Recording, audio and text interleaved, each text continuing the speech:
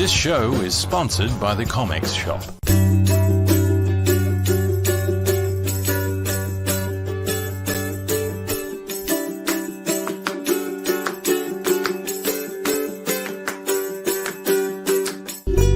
We hope you enjoy the show.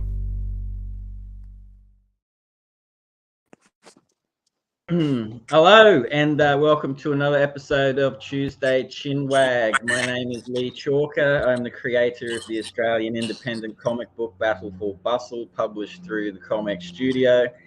Chinwag is live streamed across two channels. Across the little yellow ticker box running across the bottom of your screen, you'll see both addresses, one for Comex and the other for Aussieverse. If you would like to check out any of their content, go to those addresses and do the most important thing you can, which is like and subscribe them anywhere you can find them. So the guest on this evening is a dude that I've wanted to meet for a long time, and everyone knows that I enjoy meeting all of these people that I admired when I was a young fellow. So this is an exciting one. It's one of those ones that I'm quite humbled that this gentleman wants to come on and have a yarn. And he is Mr. Dillon Naylor. How are you, sir? Hey, good to see you. Yeah, it's good to see you, man. Finally, it's I have to say, fan. So it's pretty tricky, man, like trying to keep my cool here. So, I'll do what I can. And thank you, Nick May. Everyone's welcome to send in their comments. We'll get back to them as best as we can. If I miss it, I will try and come back to it. You know how it all works. The show is fluid, so anything can happen. And, let's not waste too much more time, because I've wasted years trying to get to this dude. So now I've got him. Let's rock and roll. All right. So, Dillon, the existential question that I like to ask everyone before, to kickstart us off, man, is who? Dillon James Naylor. Excellent. You did exactly what we... All right, this will be good. So just to keep everyone in the loop, Dillon and I were talking just before the show and mentioned that, you can answer that question any way you want. You could even answer it that way. So Dillon did. So it's an inside joke, but now it's outside. So you're all in on it. And there you go. We like to be inclusive and keep everyone in the loop. So that's just how it rock and rolls. Absent-minded. Hello, mate. How are you? Thank you for your support. All right, Dillon. So, man, my first recollection of you, mate, was I can't remember my age, but I was younger than I am now. I'll go with that, okay? Time, space, and interface and all that jive. So, I was at the Townsville show and picked up a show bag. My parents, were nice to me that day and decided to reward me for some good behavior. And inside of it was a comic book. And the comic book was one done by Mr. Dillon Naylor. So I guess that would be one of the big questions I would ask is, how did you think about that? Like, what prompted you to get into show bags, man? Well, yeah, it was a fabulous opportunity, but it was not something that I thought of. I was, like a lot of people, I discovered comics through show bags. My earliest memory is getting one of those Murray comic kind of reprints through a show bag, and I don't think I was even old enough to read. I just remember looking at this Superman comic and just trying to make sense of it, and it's one of the earliest memories I have of comics. And every year they just kind of have the Phantom or superhero comics. One year there was like a horror comic in the show bag, which probably shouldn't have been in there. Had reprinted a lot of pre-code kind of horror material, and that was the exact moment that I discovered horror comics, and still love horror comics to this day, and still measure everything by how good reading that comic at that time felt. And that was through show bags, and I discovered the Phantom and discovered all these other things. And it never even really occurred to me that self-published comics could be used that way, could be distributed that way. I was busy making my own self-published comic that was just available in like skateboard shops and Missing Link Records and selling them at the pub. Like, I remember trading comics for a beer. Like, hey, do you want to buy a comic? Buy me a beer, and just using it as a bartering kind of thing. Yeah, that's cool idea. At that time, I was living in a share house, and one of the guys there, his uncle ran the Showbag Factory company in Wangaratta. Yeah. And he had this uncle around one day, and the uncle found out what I did and said, you know, I've had this idea to create comics to go into Showbags, and we're looking for someone that could do it. Do you reckon you could do something like that? It'd have to be like completely kid friendly and all above board, and we could pay you, you know, like a percentage on for each one, like it was like something like 5 cents per copy or something. And all I heard was like, do you want to make comics? And I'm like, yeah, sure. And I didn't actually think it would happen, or if it did happen, I didn't know if I was going to get 5 cents or not. Or I was just so excited that somebody actually wanted me to do this. And I already had the characters all set, and all I had to do was just like make new material that was a little bit more child friendly. Yeah. And spent a long time, longer than I should have. I worked on it right up until the deadline that they gave me. And then I remember having to jump in the car and drive early morning to Wangaratta to get it to the printing press there. Yeah. With like seconds to spare.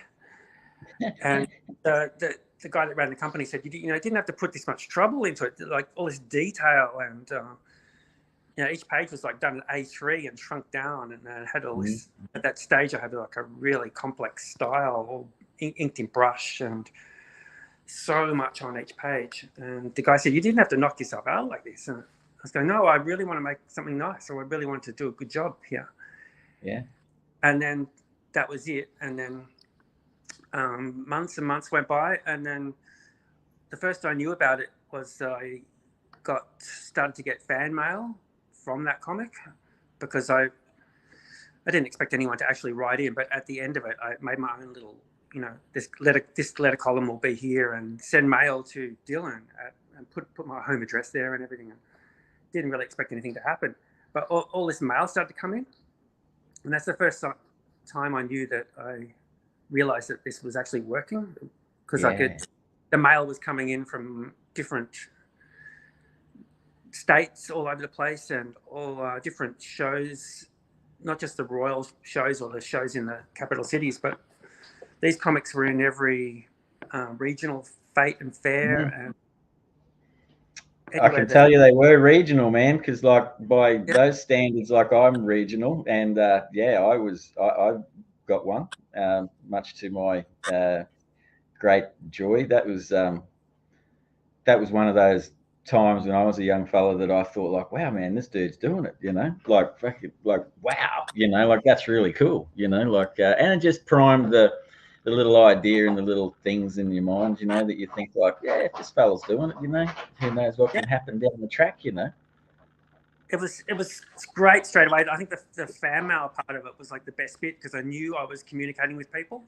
And obviously this is a time when still letter writing was still a thing, and people's attentions weren't fogged so much with so much social media and other distractions, that people would still do things like, I like this comic and I'm going to write in. I think it was such a unique thing that not many people had seen a local comic before, because no local comic had this kind of huge distribution, far-reaching distribution. And so I think that there was a novelty factor to it. People saw that it was an Australian comic, obviously set in this country and using the local language, and instead of Superman and Phantom and generic kind of characters with settings that they couldn't relate to. But I think people got really excited about that, and it maybe prompted them to write in. That in itself, the sheer, like, because you get like texts and you get like emails now, and it sort of feels like real generic, like, and send, job done, you know what I mean? Like, where it actually have someone sit down with the paper, write their thoughts, and then how many times did they crumple it up? That's not good enough. Throw it over the shoulder and start again, and like send it off to you, and like that would have been like really, really awesome, man. Like that's very, So very that is cool. amazing, because they weren't just I got this in a show bag and I loved it, and this is what I liked about it. Sometimes they were just sometimes they were really little kids, and they just tell me about what they did. Like, we're on holidays at the moment, and I just went to Dreamworld, and here's a picture of me at Dreamworld, and this little girl sent in a picture of her dressed as a hot dog in at Dreamworld, and to get the photo was developed and included in the envelope with the letter. It's just like, wow. Like, and some kids would, like, I'm having some troubles at home, and they'd like pour out their troubles and stuff like that. I got some really weird and wonderful letters and drawings, and they'd send in their own comic characters and ideas and things, not necessarily trying to get published, but just like, look, I'm doing it too. And before social media, it was hard to connect with other people. Oh, absolutely. Everyone maybe knew one or two other people that lived locally, and maybe you belong to some kind of club or something, and you write letters to people. But to find out that there was this much interest in comics, kids at home, they had no other way of knowing whether anyone else was drawing comics, and and they sent letters in, which I published some of them, and it was an early kind of nexus of people connecting and talking and discovering that other people were doing different things, and people would form these little fan clubs, like there was a Dartondale fan club, and over 9 years I did this. So it was like a wonderful time. It was great, great feeling to be able to get the opportunity to do that. Yeah, man. Like that is actually like a really beautiful thing, because just in the way you described then, that you had so many different varieties of letters too, like, because I guess you would think that a lot of them would be very, very happy, and probably 80% of them would, like, this is the greatest thing ever. But as you just mentioned, to get those few personal letters that someone like resonated with you, the creator, to be able to talk to you about their sensitive and vulnerable moments, man, like, and saying thank you, like, for putting that out, because that would have been pretty overwhelming. Because around what age were you when you did the show bag thing, man? You're a fairly young fella, yeah, at that stage? I would have been in my early 20s. Yeah, and that would have been amazing to get those letters, man. Did you ever like respond back to them, or like did you just sort of, ooh, you did? If someone takes the time to like write out a letter like that and put that much thought into it and go to the trouble of mailing it and stuff like that, I wrote back to almost every kid. Unreal.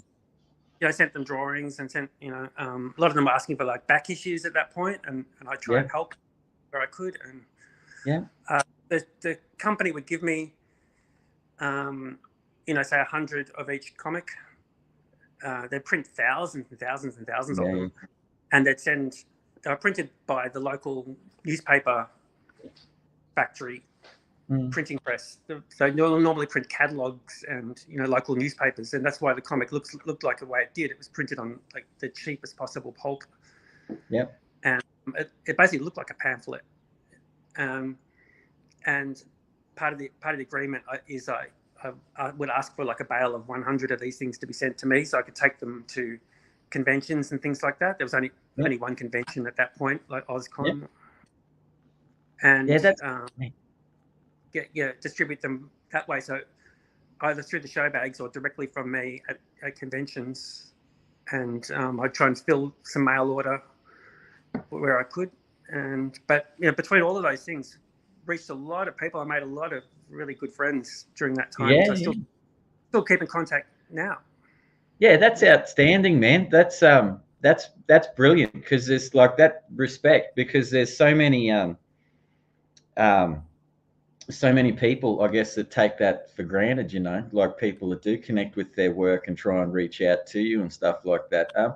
When I guess like going back to like when you found that horror comic and all that, at that stage, were you just like you found connection through doing your work and receiving connection back and creating that little community there, Yeah. and which you still have?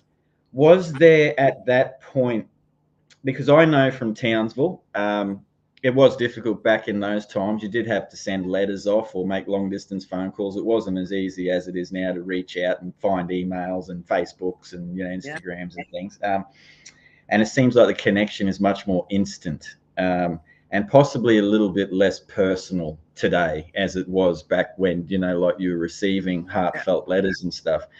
Were you singularly motivated by other creators around you at that stage? Like, I should say, were other creators with you? Had you gone out seeking them, or were you singularly motivated? Like you were just like, you know what, I love comic books. I'm digging this horror stuff. The opportunity came up. You know what? I'm just doing it. Like, did you just have that "I'm doing it" attitude? I'm usually like a kind of lone wolf operator, just one man kind of band thing. Yeah. But at the same time, I love interacting with other artists and writers, and so the earliest interactions I had were with the people that put together Fox Comics, the early Australian anthology from the 80s. Yep. And that was the first time I discovered that there were local people doing comics, because I went into Minotaur Books in Melbourne, and a couple of people working there, Greg Gates,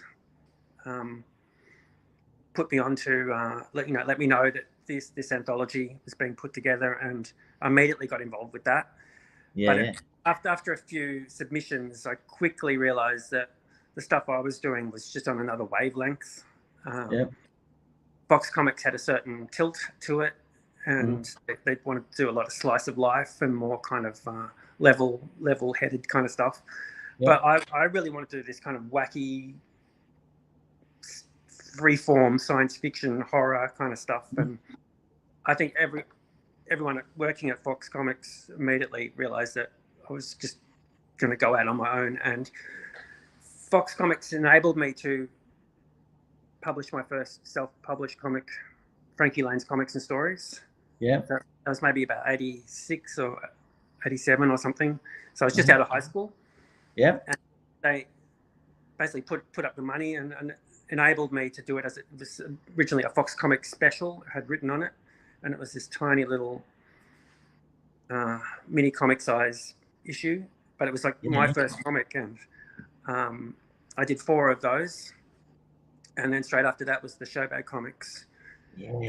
But in that time, I met all the people doing work for Fox Comics, and also the OzCon conventions began at that time. So I quickly met all the players there, like Trudy Cooper and Jason Paulos, Tim McEwen.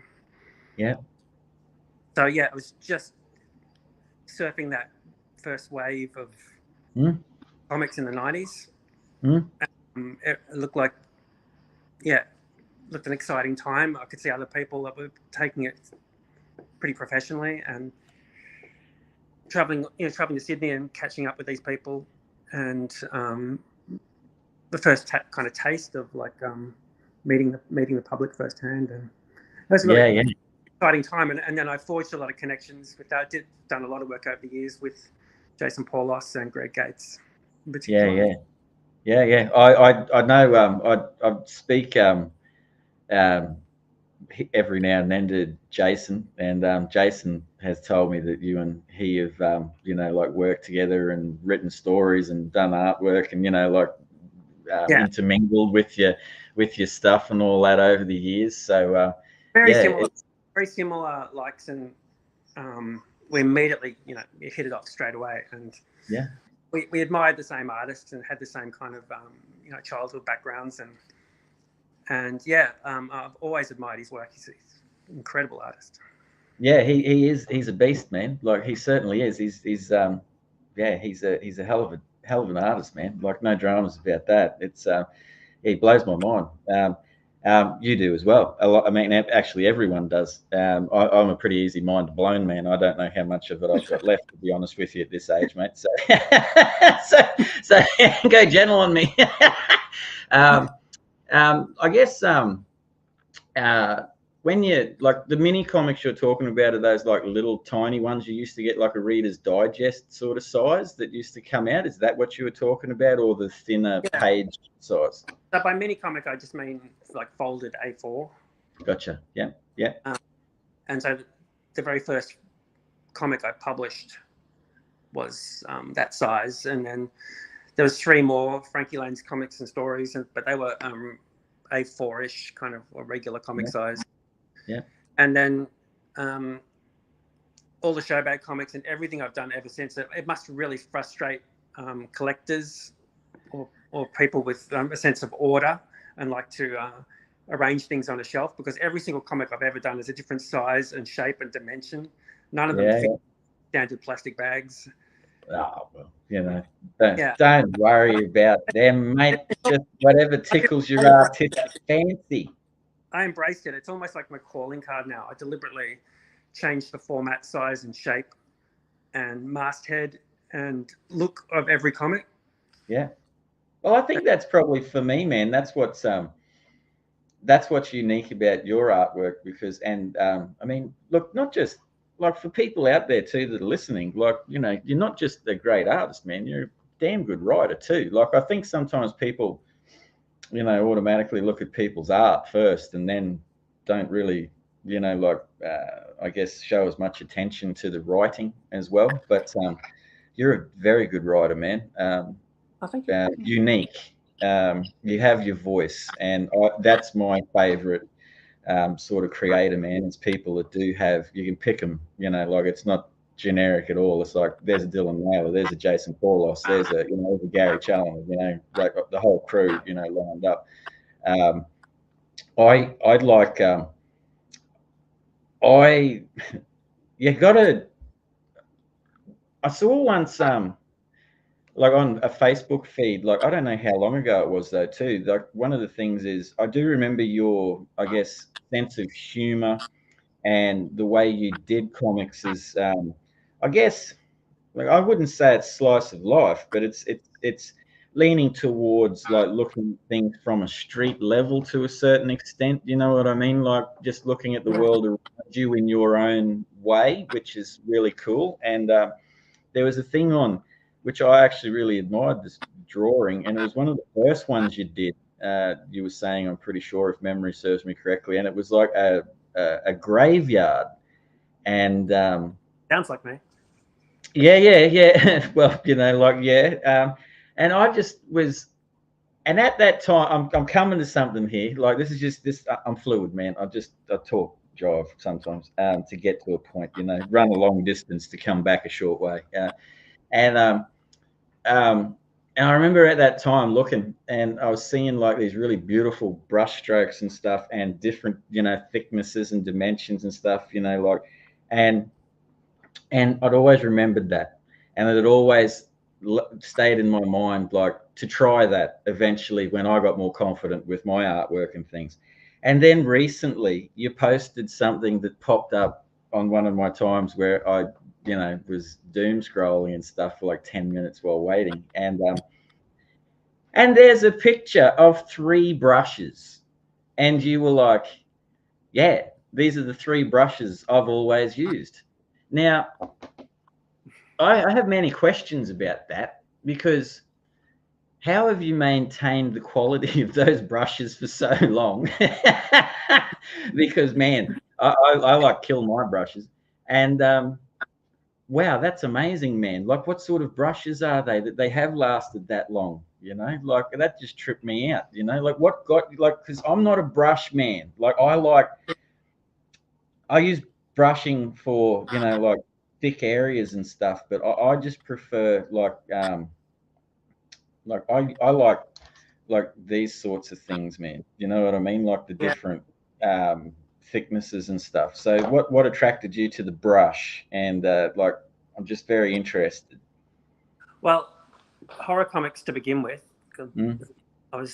Once I discovered them, I was like super interested in them, and so in particular, the 1950s kind of EC ones. Yeah. But actually hard to find back then. Hard to find the reprints even of those comics, but they always had this beautiful thick and thin kind of brushwork, feathering, all these really high contrast kind of styles.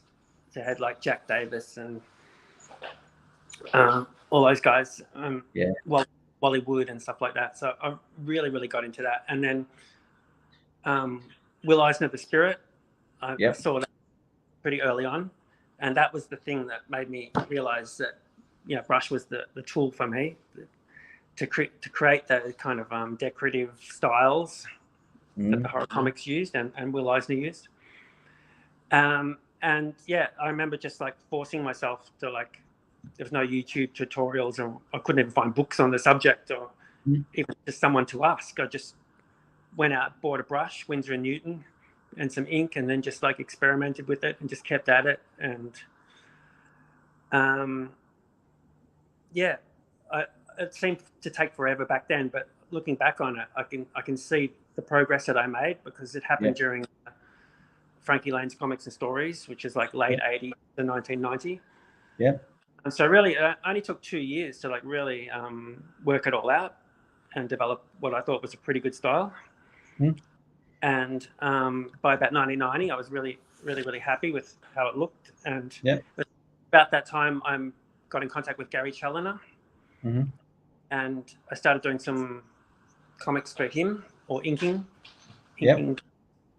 Some of them were drawn by Greg Gates, and then later on inking Gary Challoner's pencils directly for Planet of the Apes. I've seen some of those pages, man. And that was what I consider my formal education, like working with Gary Challoner. Just inking over his beautiful pencils, learnt so much, and that really I can't put a value on that. It was an amazing opportunity at that time. When you talk about, like, you learn so much from that, like, take me back to like that mindset, because I find the creative side of things, obviously very interesting.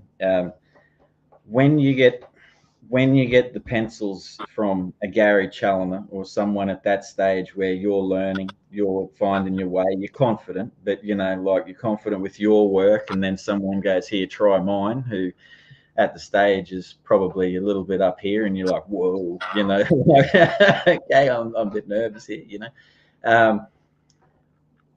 with the learning, did that have more to do with the skill that you had learnt up till that point, or did it also integrate like a personal sense of confidence to be able to pick up your brush at that stage and go, right, I've got my head around what he's putting across on this page. I believe I can translate it accurately in my style, and I'm good to go right now. And it just built that confidence up in you, man, like, because that would have been, like, was he, because back in those days too, it would have been phone calls. There was none of this stuff either, like, it was just like, you got the pages and like, oh God, I hope I'm doing okay.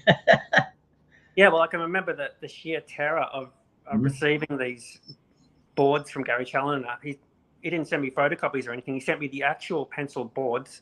Whoa. And they were like what they call finished pencils. They were like, these days you could have just scanned them and darkened them correctly and probably could have got, a perfect inked finished page from that. He sent me these beautiful boards, and I remember just staring at them. I remember putting it off for weeks starting, because I was like, I've got to put ink directly on this now. And naturally, I took photocopies for emergency purposes, but inked directly onto these boards.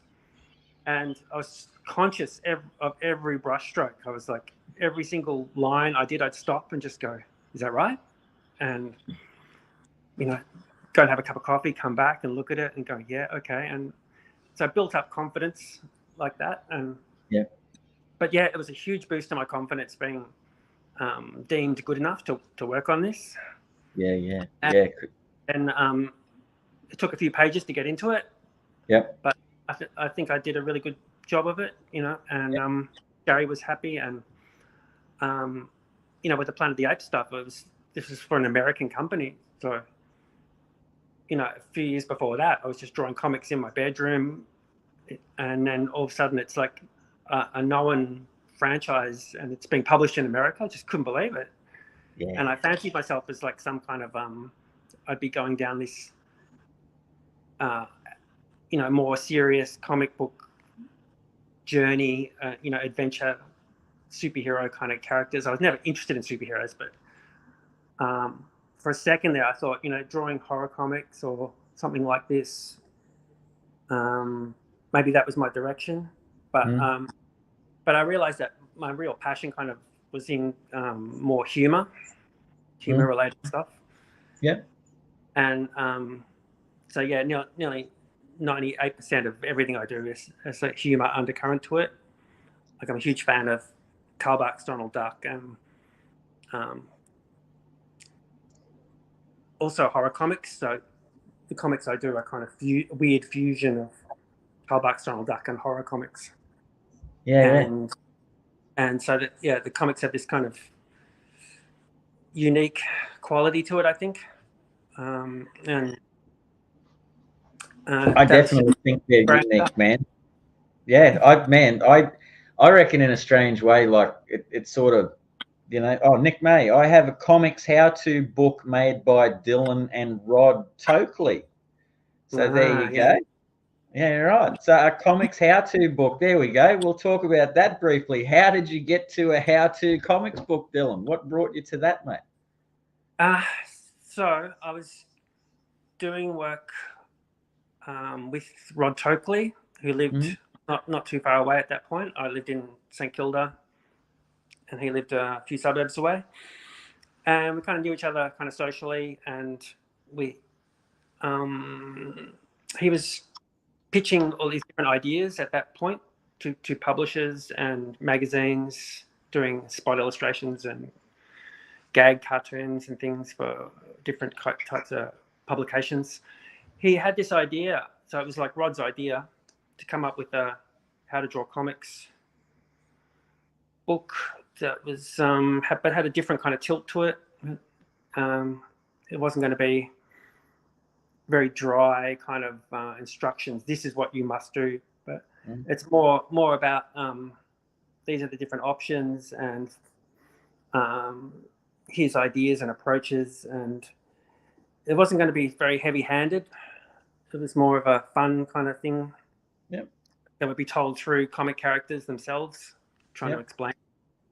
And it worked okay.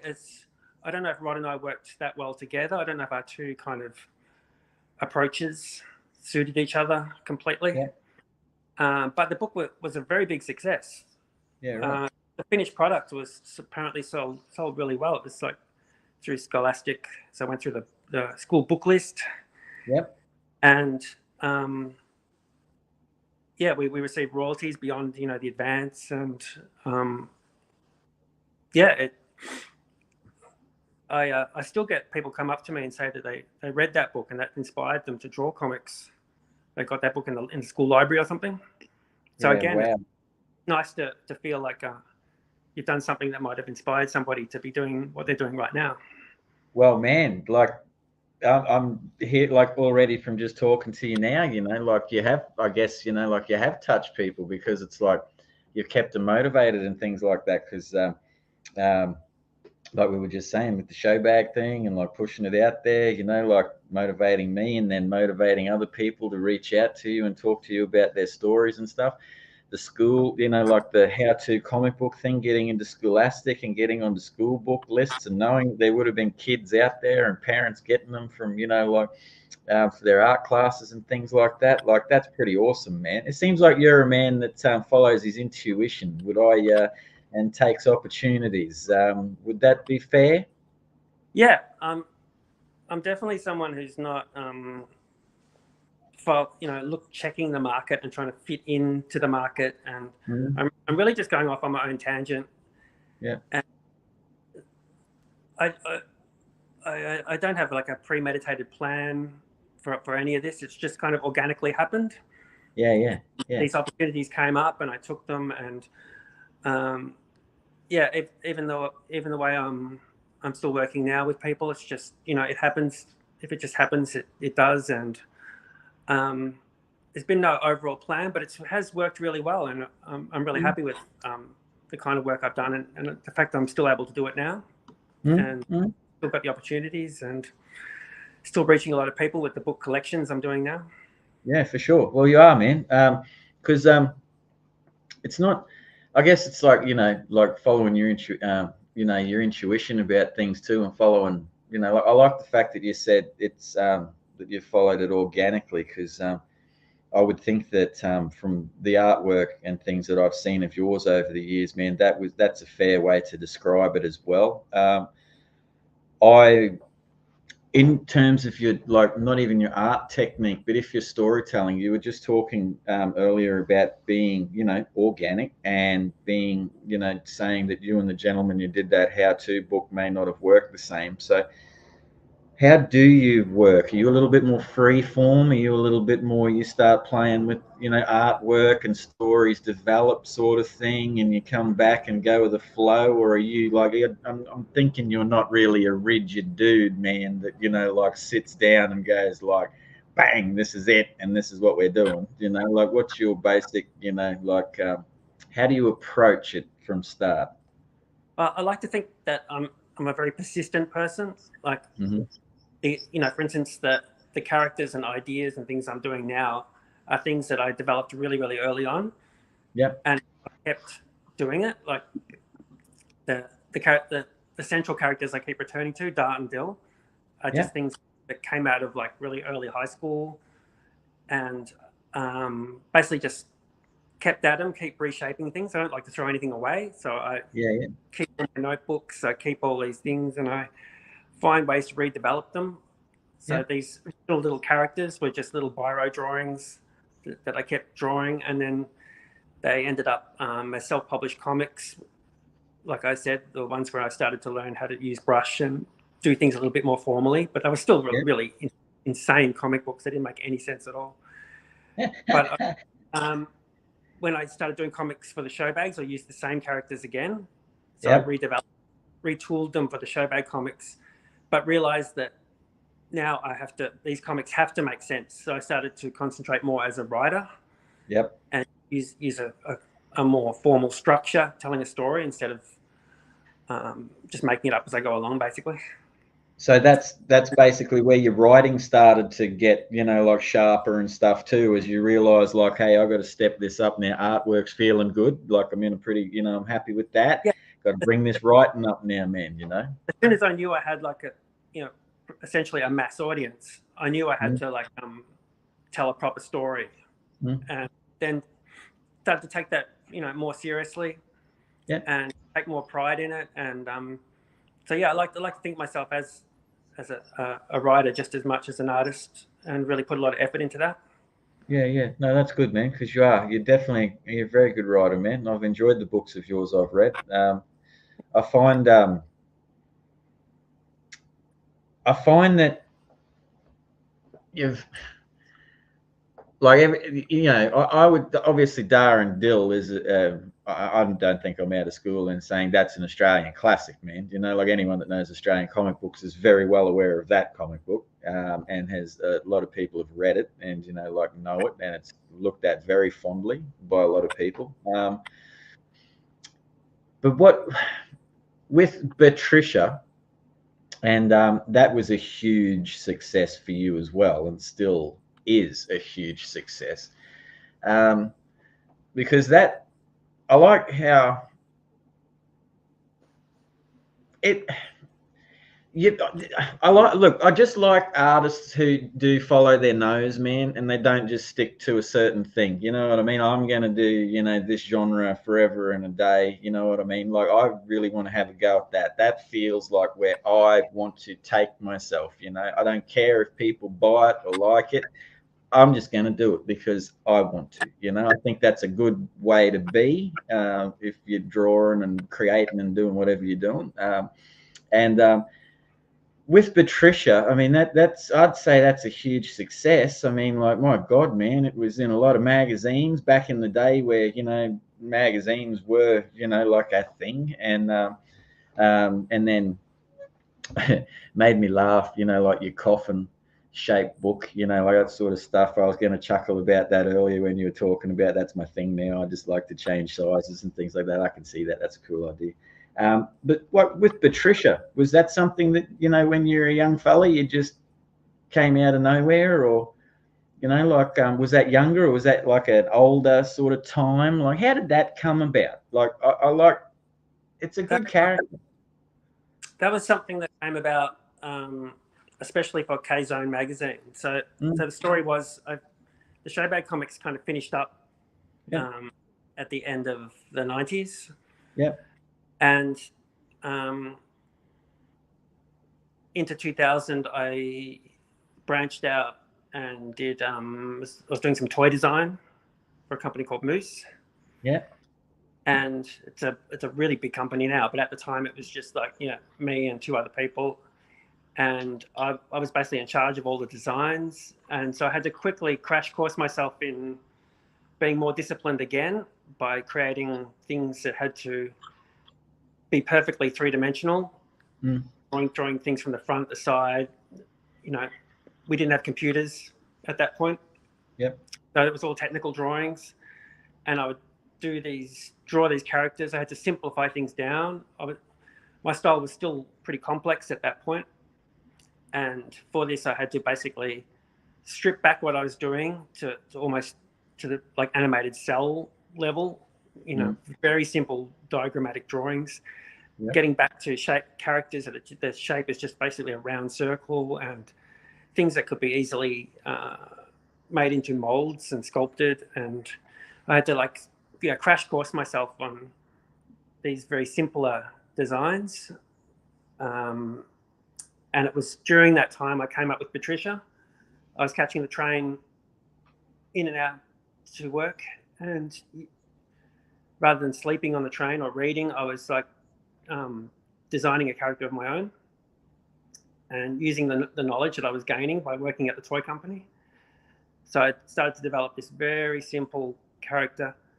And I was trying to think ahead. I was trying to think of something that could easily be made into a toy. It could be animated, keeping it very simple, minimalistic as possible. And so I came up with like this little horror character. So it's basically inspired by Wednesday Addams, but, you know, the Wednesday Addams of the time. And yeah, just like a cute little girl, but she has like this terrible temper. And she's lived for, you know, thousands of years, but she's forced to go to school every day, and she's like smarter than all the teachers.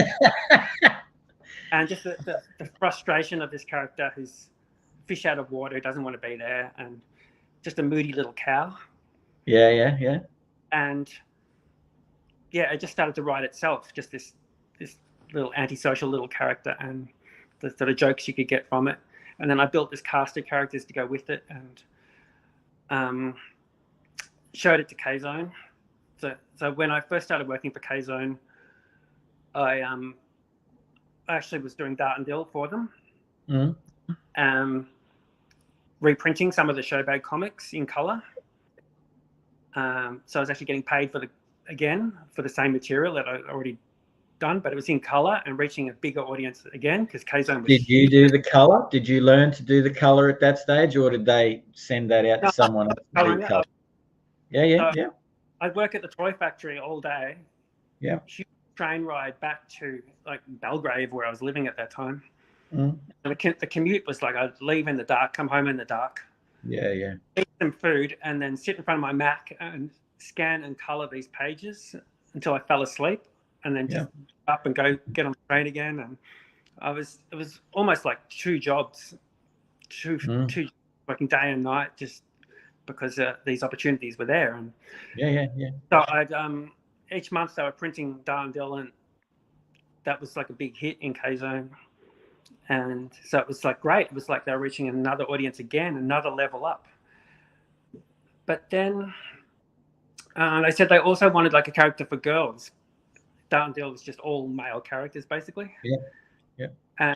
And then I thought, well, I've been developing this little character, and I showed them this character and little vampire girl, and I thought, great, they'll run Dart and Dill and Patricia, and it's just going to be full of my comics. It's going to be great. And they loved Patricia so much that they dropped Dart and Dill. They're going, and they're going, yeah, we just want Patricia. We want lots of that. We want puzzles and drawings, pictures to color in and stuff. Yeah, we love this. And so it was just all about Patricia for those years. And the magazine was just a huge selling thing. And they started to print it, publish it in other countries. So it was franchised out. So they'd run it, had it in the UK and the Philippines. And at one stage, there's a German version of K-Zone. And yeah, so right. Translate my comics, and they'd send me copies of it back. And I'm just wondering how because I use a lot of puns and the jokes, the kind of writing that I use, the jokes is all in the dialogue and the wording of it. I had a lot of trouble to. So like you were feeling some of them may have been a little bit lost in translation, sort of thing. Yeah. You know, now I could just like run Google Translate over it or something, and check exactly what happened to it. But I just get this printed thing back all in German, just going, wow, I wonder how this pun works. Like, how did they do that? You would have been like, that's so cool. I've got no idea what's happening. Man, that would have been awesome. Hello, Peter Lane. How are you, buddy? Thank you for watching. And glad we finally got a Dillon Naylor Chinwag. It's long overdue. Thanks, guys. Yes, it is, man. We're getting there. Gary Challoner, such an amazing, unique, wide-ranging career and still going at the top of his game. Genius. I'll tell you what, Dillon, that's some good praise there, man. Is there going to be a Dillon Naylor collection? There you go, from Nick May. Well, that one's up there, mate. There already are some collections out there. Some of them have gone in and out of print already. Like there was a collection of Dart and Dill Showbag comics. Yeah. Published by Milk Shadow Books. Yeah. Maybe 8-9 years ago. That went in and out of print pretty quickly. And so I'm currently working on reprinting that book, but in color. And it'll include all the other stories that were in the Showbag comics. Like so the collection I just talked about was just my lead stories. So it was all my artwork. But you might remember the Dart and Dill Showbag comics that had guest artists also drawing Dart and Dill. And that was a great time because I'd go and ask, Greg Gates and different people, Jason Paulus, all the people I would admire were, could you do a two-page Dart and Dill? And I'd love, to have all of these back in print. And I'd love to have them all in color because Dart and Dill looks great in color. It has this kind of bright animated look to it. So last 3 years I've been coloring these pages in my spare time, hundreds and hundreds and hundreds of pages, and taking a lot longer than I thought. But eventually there'll be a complete Showbag comics in color book. But that is cool, man. A one-stop, like, man, that would be quite literally hundreds and hundreds of pages too. Like, it's going to be a big book. I do it. Look, I'm also a big fan of people that learn from the ground up, man. Like just you saying, like, the initial drive, doing mini comics. I love the idea of mini comics. Great creators have started from that. To doing your own, going to like Ozcons and stuff for the first time, meeting people, and now learning. And then you went to toys, and then from toys you went to like creating Patricia on a train ride. Essentially, you wanted to create your own. Like, man, I really, dude, I'll tell you what, you must have seriously like a power, like a magic power, man, because it's like what I'm seeing here is like heaps of variety. Gary's right from what I've seen.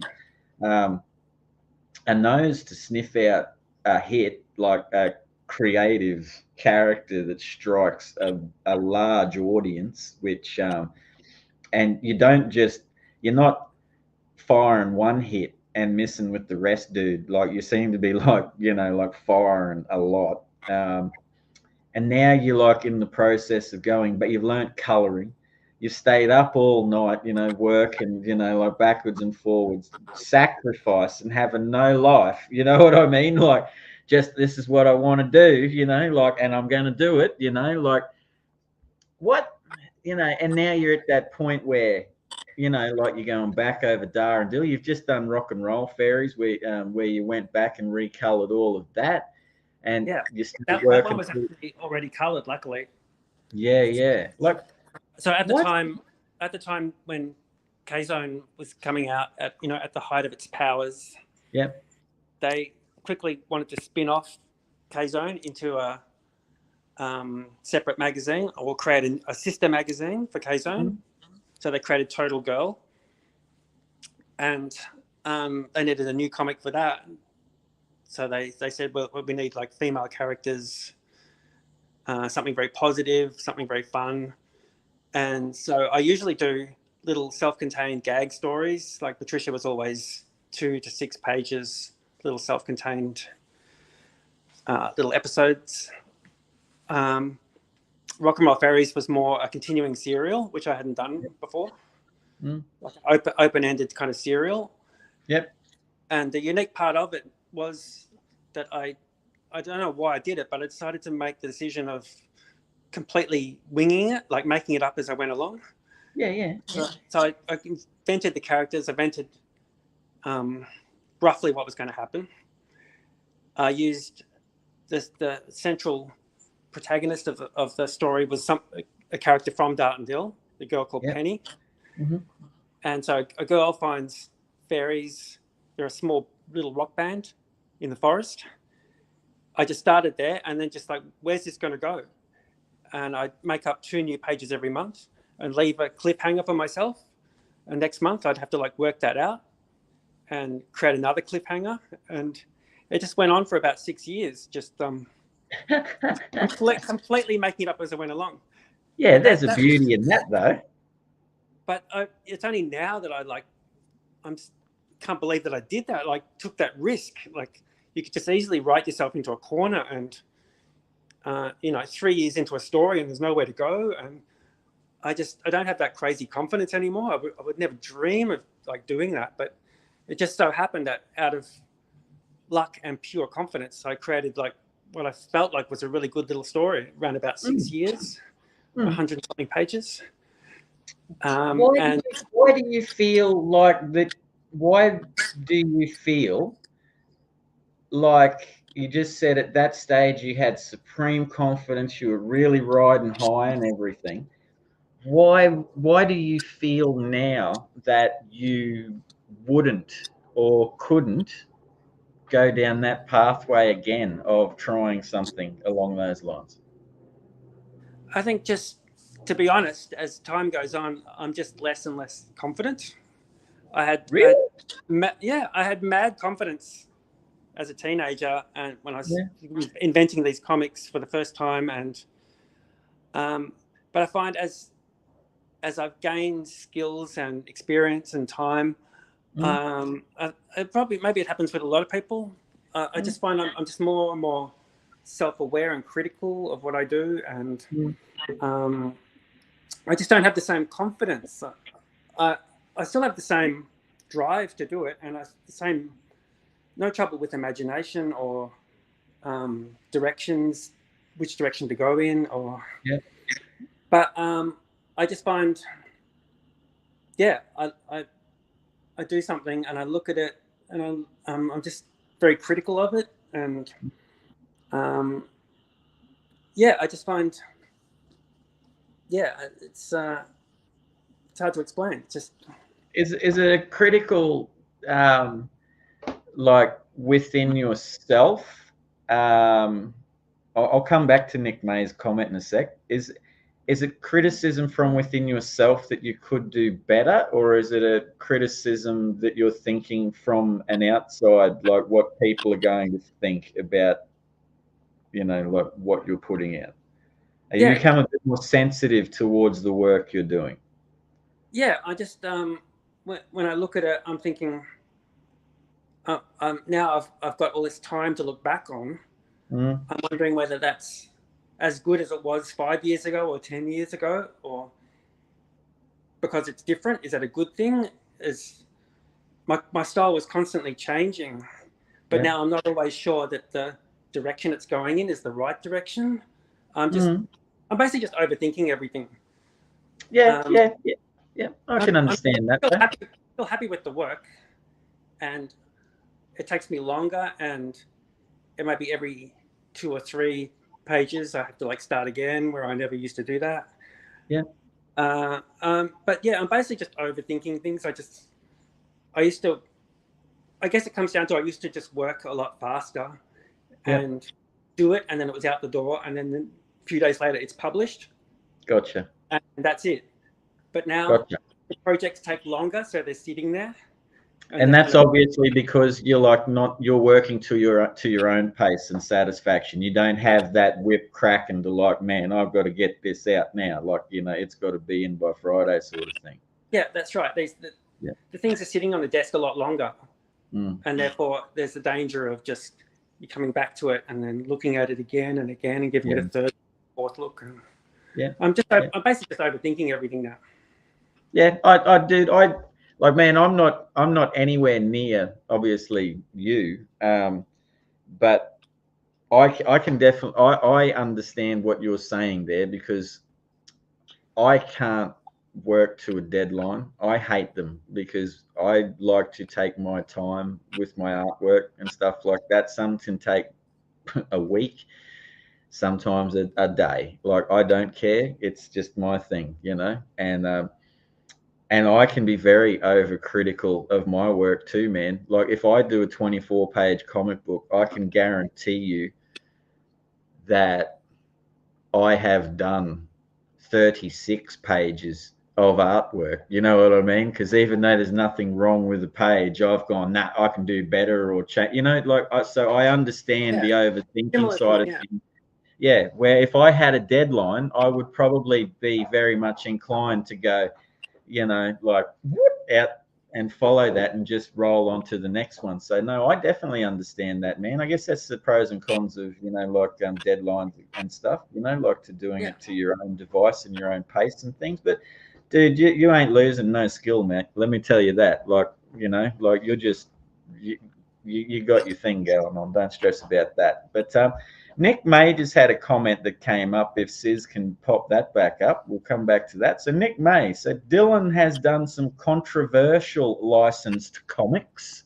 So tell us about your controversial licensed comics, Dillon, if you know of. Quite sure. I'm not quite sure what.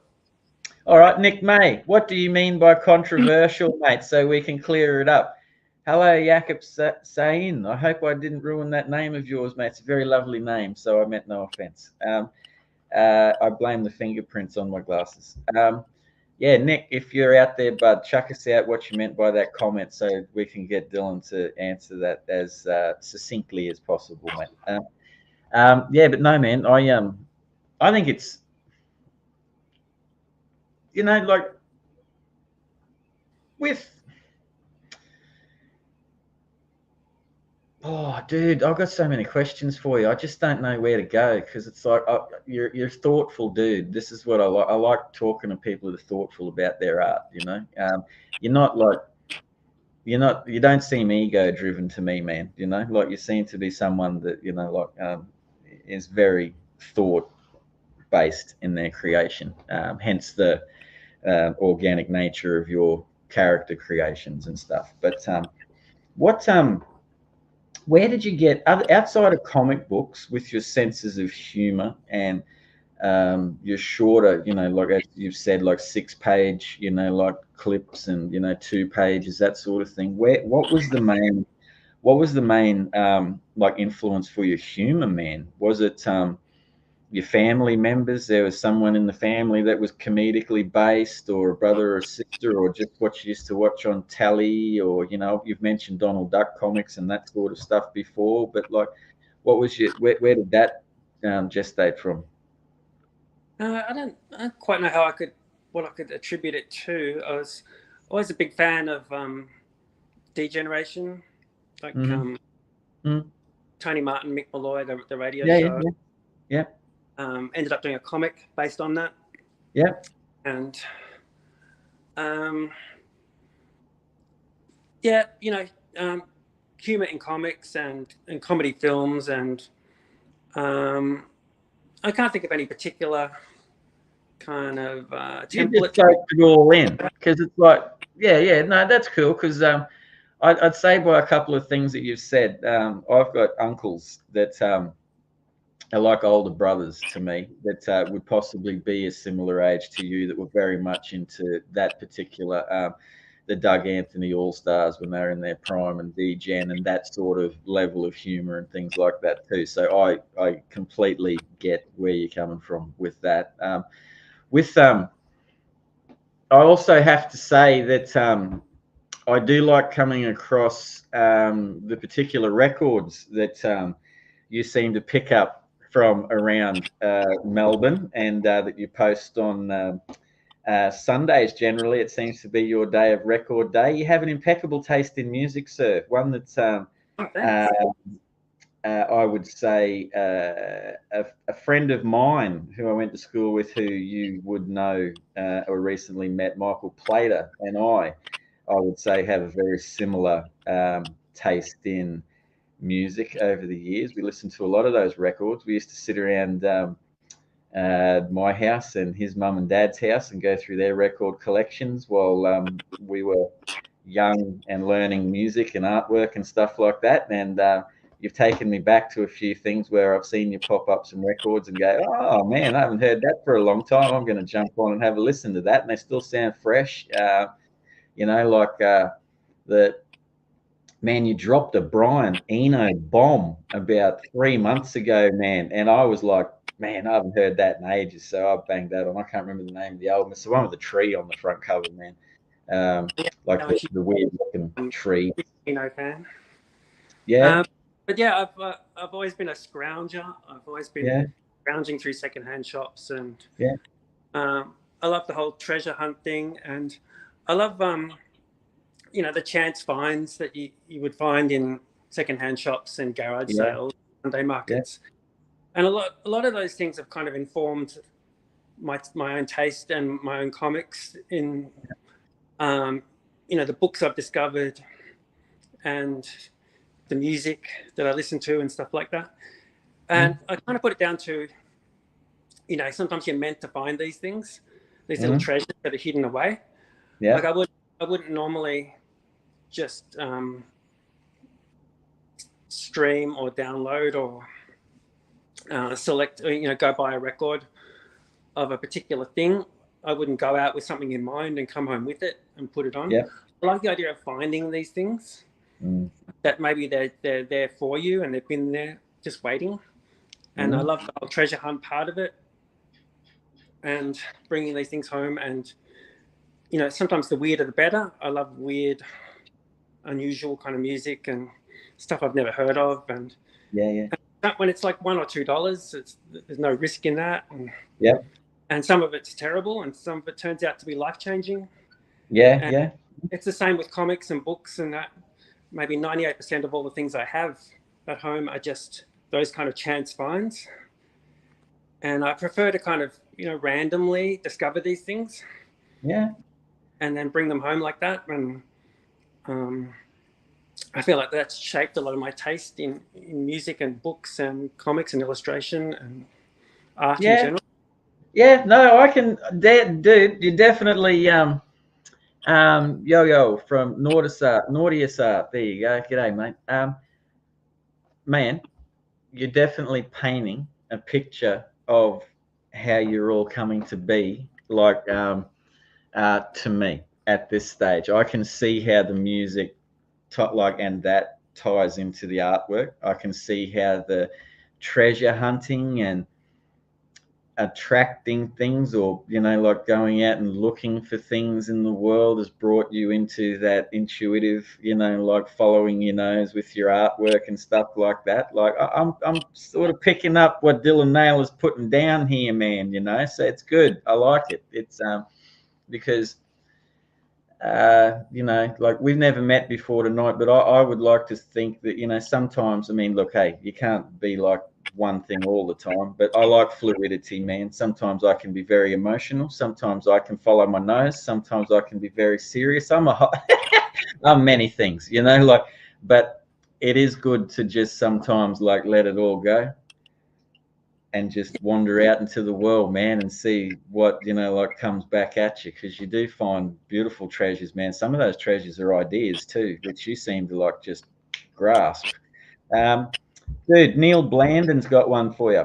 I met Dillon in 1990 at a Fox Comics meeting. We discussed the difficulties of crossing the Dorset Road train intersection in Baronia back when I used to drive. So, Dillon, I remember do you this remember exact that? conversation. Oh, there we go. Excellent. I think Neil had submitted a cartoon to Fox, and it showed this particular intersection in Baronia, and it was a notorious intersection. It had about like 5 roads and railway tracks and things intersecting. It was this particularly nightmarish thing, which I think they've solved a lot of now. I think a lot of the train tracks underground, and they've improved it a lot. But I made special notice of it because I took my driving lesson when I was learning to drive through Baronia, through that exact intersection, and failed the test because there was like a train coming one way and an ambulance coming another way. And just to see someone make reference to this in a comic, this exact horrible intersection. And yeah, I think we bonded over that moment. And Yeah. I've known Neil all these many decades since. Yeah. He's was he still spruiking, only cash back in those days, or what, mate? Because that's his new slogan now, just cash, like which I like. Yeah, I think He's he a had good a bit on a t-shirt, if I remember right. Cash only. Oh man, I'm surprised it's not a tattoo. But no, he's another very unique artist, man, that I've had the opportunity to have on a Chinwag too, and I enjoyed that conversation immensely. He'd be a good dude to talk to face to face, like in person. But man, like with has a lot of Melbourne like informed a lot of your like ideas, like like because you've mentioned today, like different suburb. You bring cash. There you go. That's it, Neil. You champion. Um, um, because you have mentioned today, like a lot of suburbs and just different places, like your houses where you've lived and like train travel and that sort of thing. So I'm assuming that part of also like your storytelling for the Dar and Dill stuff, like and your again not slice of life, but more storytelling related from a Dillon Naylor perspective. Would that just be that's around the suburbs of Melbourne and putting things together where you've obviously grown up down there and you've seen changes in the city and changes in attitudes with people and like just different ebbs and flows of things, man? Like, does that you put that into your like comic deliberately as well? Yeah. Definitely. I should make mention of another comic title I did in the 90s called Pop Culture and 2-Minute Noodles. I don't know whether you've seen it. No, I haven't seen that one. No. It was, at the time, I was doing a lot of... Well, there you go. Peter Lane's just said Dillon reprint Pop Culture 2-Minute Noodles issue 5. There you go, on cue. So you got a fan?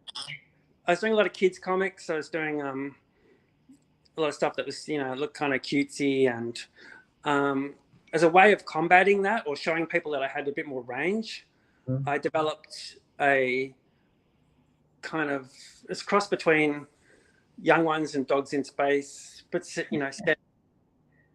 very much in Fitzroy. Yep. And it began to start to reflect the way I was living at that time as well. So it's like a share house little soap opera, and it revolved around these 5 characters. They're fairly kind of raw stereotype characters. There's like a punk guy. Yep. Kind of goth, hippie. Which one were you, mate? And it was it reflected kind of the reflections of people I was living with and myself. Yeah. And Which one were you? Were you leaning a bit more goth? I'm sort of thinking possible. yeah, I was probably more there's more of I was more of the hippie guy. I felt Oh yeah, like, yeah. Okay, yeah. And they were just excuses to tell stories that were a little bit more jagged. The language was a bit more challenging, and there was, kind of some drug references, and just basically just to demonstrate people that I could, do other things, something a little bit more underground. But looking back on it, very naive kind of stuff. It's almost kind of cute in its own way. Yeah. But I'm kind of proud of that stuff because it's semi-autobiographical, but they're very Melbourne stories. Yep. I was living in St Kilda at that point, like right on Chapel Street, and living the whole bohemian lifestyle thing, mid-90s, going out to see lots of bands. Yeah, yeah. Drinking a lot of beer, playing pool in the middle of the day, and living my best life. Yeah, the dream, man. For a period. We were like, living very rough. Everyone was like crammed into this old house and just getting by on generic brand meat pies and stuff. And I started to like absorb some of the weird stuff that would go on when you're living with that many people and all their friends and constantly rotating cast of weird characters. Yeah. Out on the street. And when you're in these pubs at 3:00 at night and in a nightclub and you wake up somewhere and you don't know where you are, and I was absorbing all of that stuff and turning them into stories. Yeah. And I think those comics have helped record those kind of locations and the feel of that time. There's a unique quality to the 90s at that point. Yep. It feels like things changed, and even share housing has kind of changed in a way. Yeah. Back then there was like one phone and you had to split the bill this many ways, and things were a lot more complex. Problems were harder to solve then. And man, I'm totally with you. Like I remember playing in bands, you get out of school and, you're drinking beer and, because our Townsville's different, obviously, to Melbourne. But like I remember our mutual mate, Michael Plater, and I had no idea what we were doing musically at that stage. We were just making noises and stuff, man. And used to cruise up and down the nightclub strip in Townsville and play gigs and stuff and get your free beer and pass out and, like cars and, and then go and like, you'd wake up and in a house of like, like 30 people, like just all passed out everywhere in backyards and people hanging upside down on swings and stuff, and, lots of good times. How long have I been here for? 3 days. What? Yeah, I've been there, man. Like they were good times, man. Like it's but hey, what do you? That was the stuff. That was the vibe I was trying to put down on paper. And looking back on those comics now, which are, long out of print, and there's another book collection I've been meaning to do. Yeah. Do you keep all of your original pages with you, like, or are you reprinting from the actual like printed comic books, or you've been taking around all your pages with you? No, in most cases, I've still got all the original art. So wow. All the collections I've done so far, I've gone back and remastered the original art. Painstakingly rescanned it, and in other cases, once I started using computers to color, still got all the original files, everything squirreled away.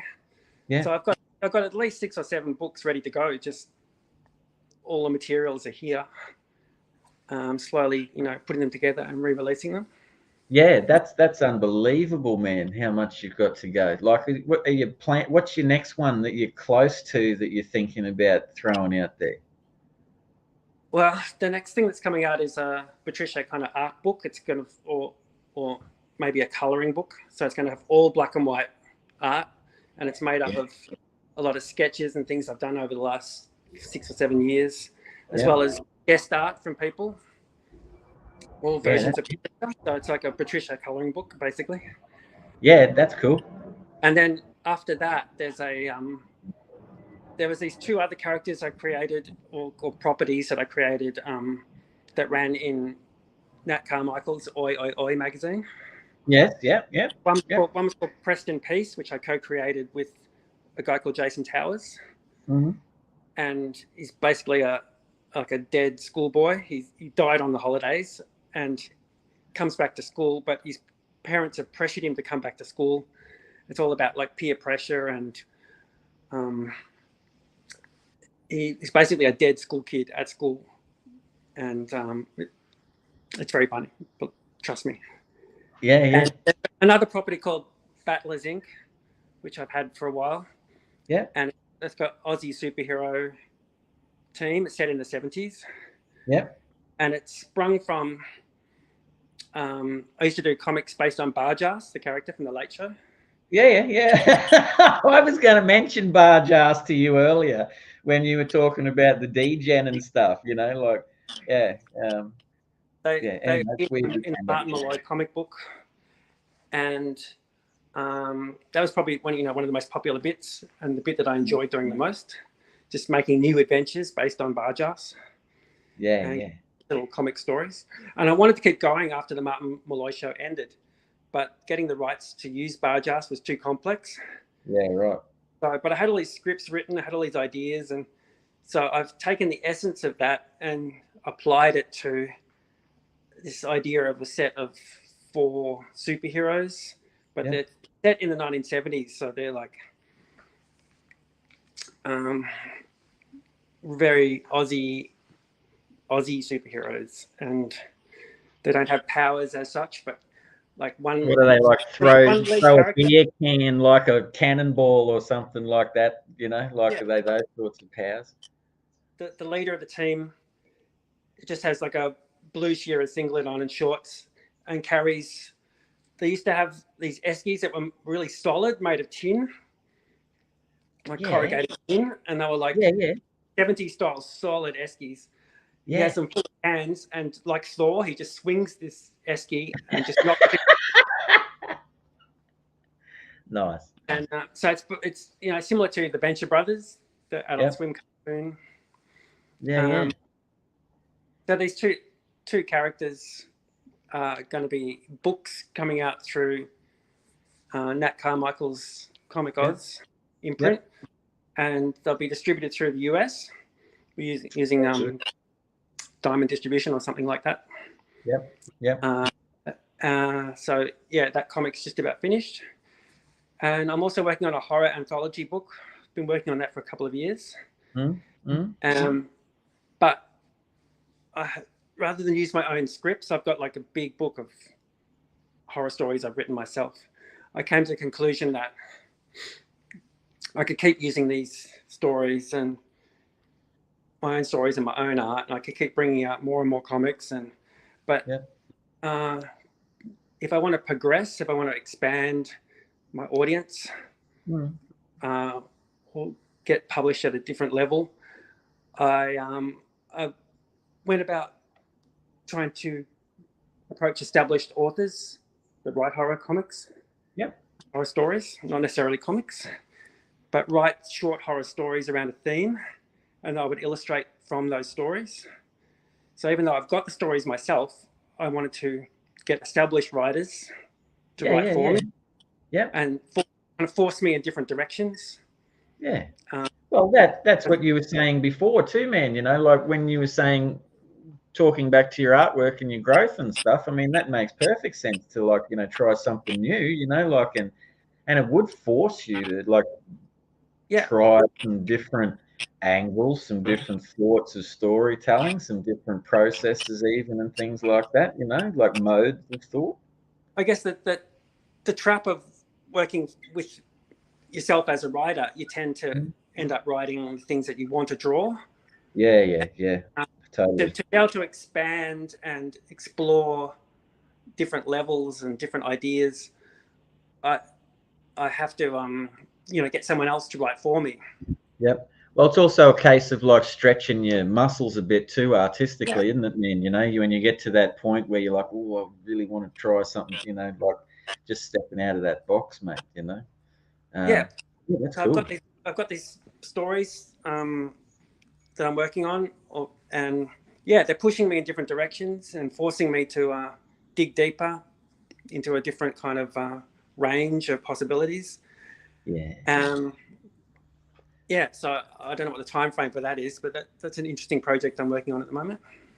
Well, it's finished when it's finished, mate, you know? Like it's, you know, like I don't know, like you seem to be at that point at the moment where, you know, like you're enjoying life with no deadlines. It may be giving you a little bit of anxiety, you know, like which I don't think there's any need for, but you know, like it's different within oneself, you know. Yeah, But it's great. It's great to have those open-ended deadlines, but at the same time, I really do need deadlines. So I've yeah. got to force myself to like bring these things to conclusions sometimes. Do you just at some points like you're working on a few different projects? Because like you know me, I can have three things happening. I got all these ideas happening, but then you got to you know, focus on one. And do you just get Yeah. to a point where you're in the middle of drawing it and just you're looking over out of the corner of your eye over all the other stuff over here, and you're like, God damn it! By the end of September, I'm having this done. You know what I mean? Like, and you just force yourself onto that. Yeah, I've got 5, 6 things going at the same time. 5 or 6. Not a good thing. It's not a good thing, but I'm happy with how they're looking. Yeah, But yeah. but I really have to like draw a circle on the calendar and just go, all right, that's enough. That's Yeah, it's no. happening on that day.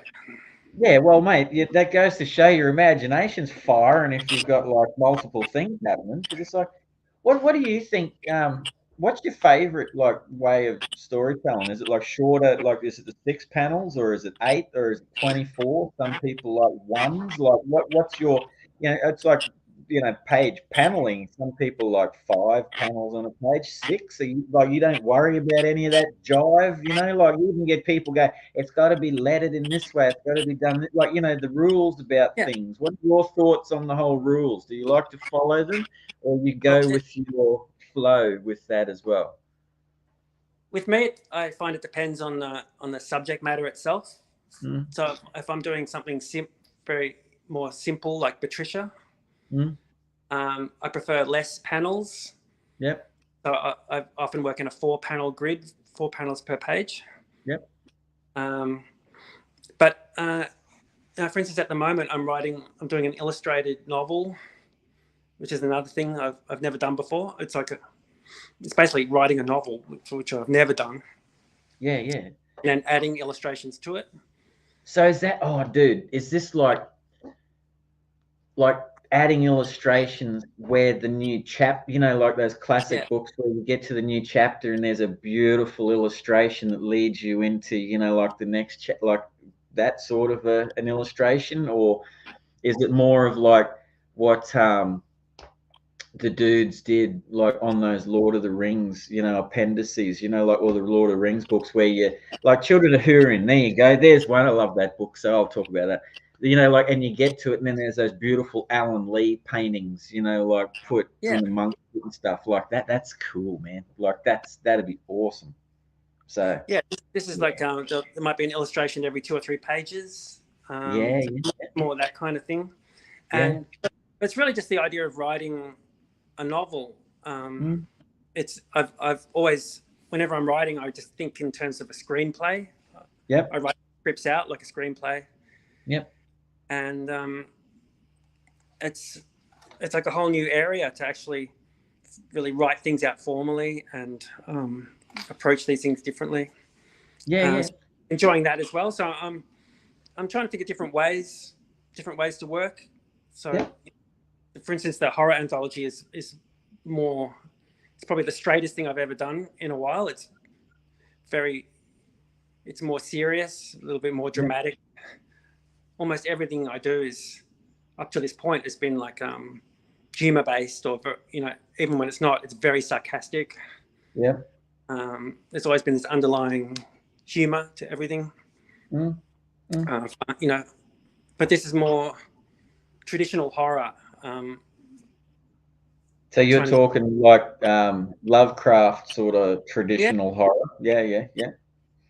Um, so yeah, so all of these new things are just basically, expanding into new areas of what I already do.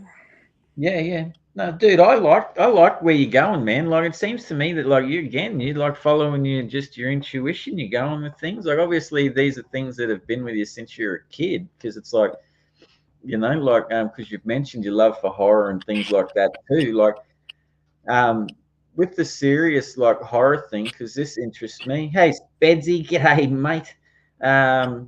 The like I always found like for me like they probably weren't horror. They were more action adventure. Like I was always a big Robert E. Howard fan, man. Like with Conan and Solomon Kane and like that whole saga of Solomon Kane off in, like Africa with the voodoo tribes and all that sort of stuff. Yeah. That had some real cool horror elements to it, and had a real cool, like, like artistic vibe to it too, man. Like um, the swords and the hat and the cape and all that sort of stuff. Man, it's a nice aesthetic.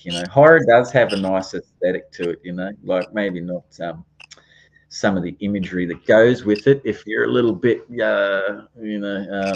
sensitive towards the macabre. But I have myself always also been drawn to that sort of stuff, mate. So like the more the merrier, because it's good. It's nice to strike an emotion in people, I think.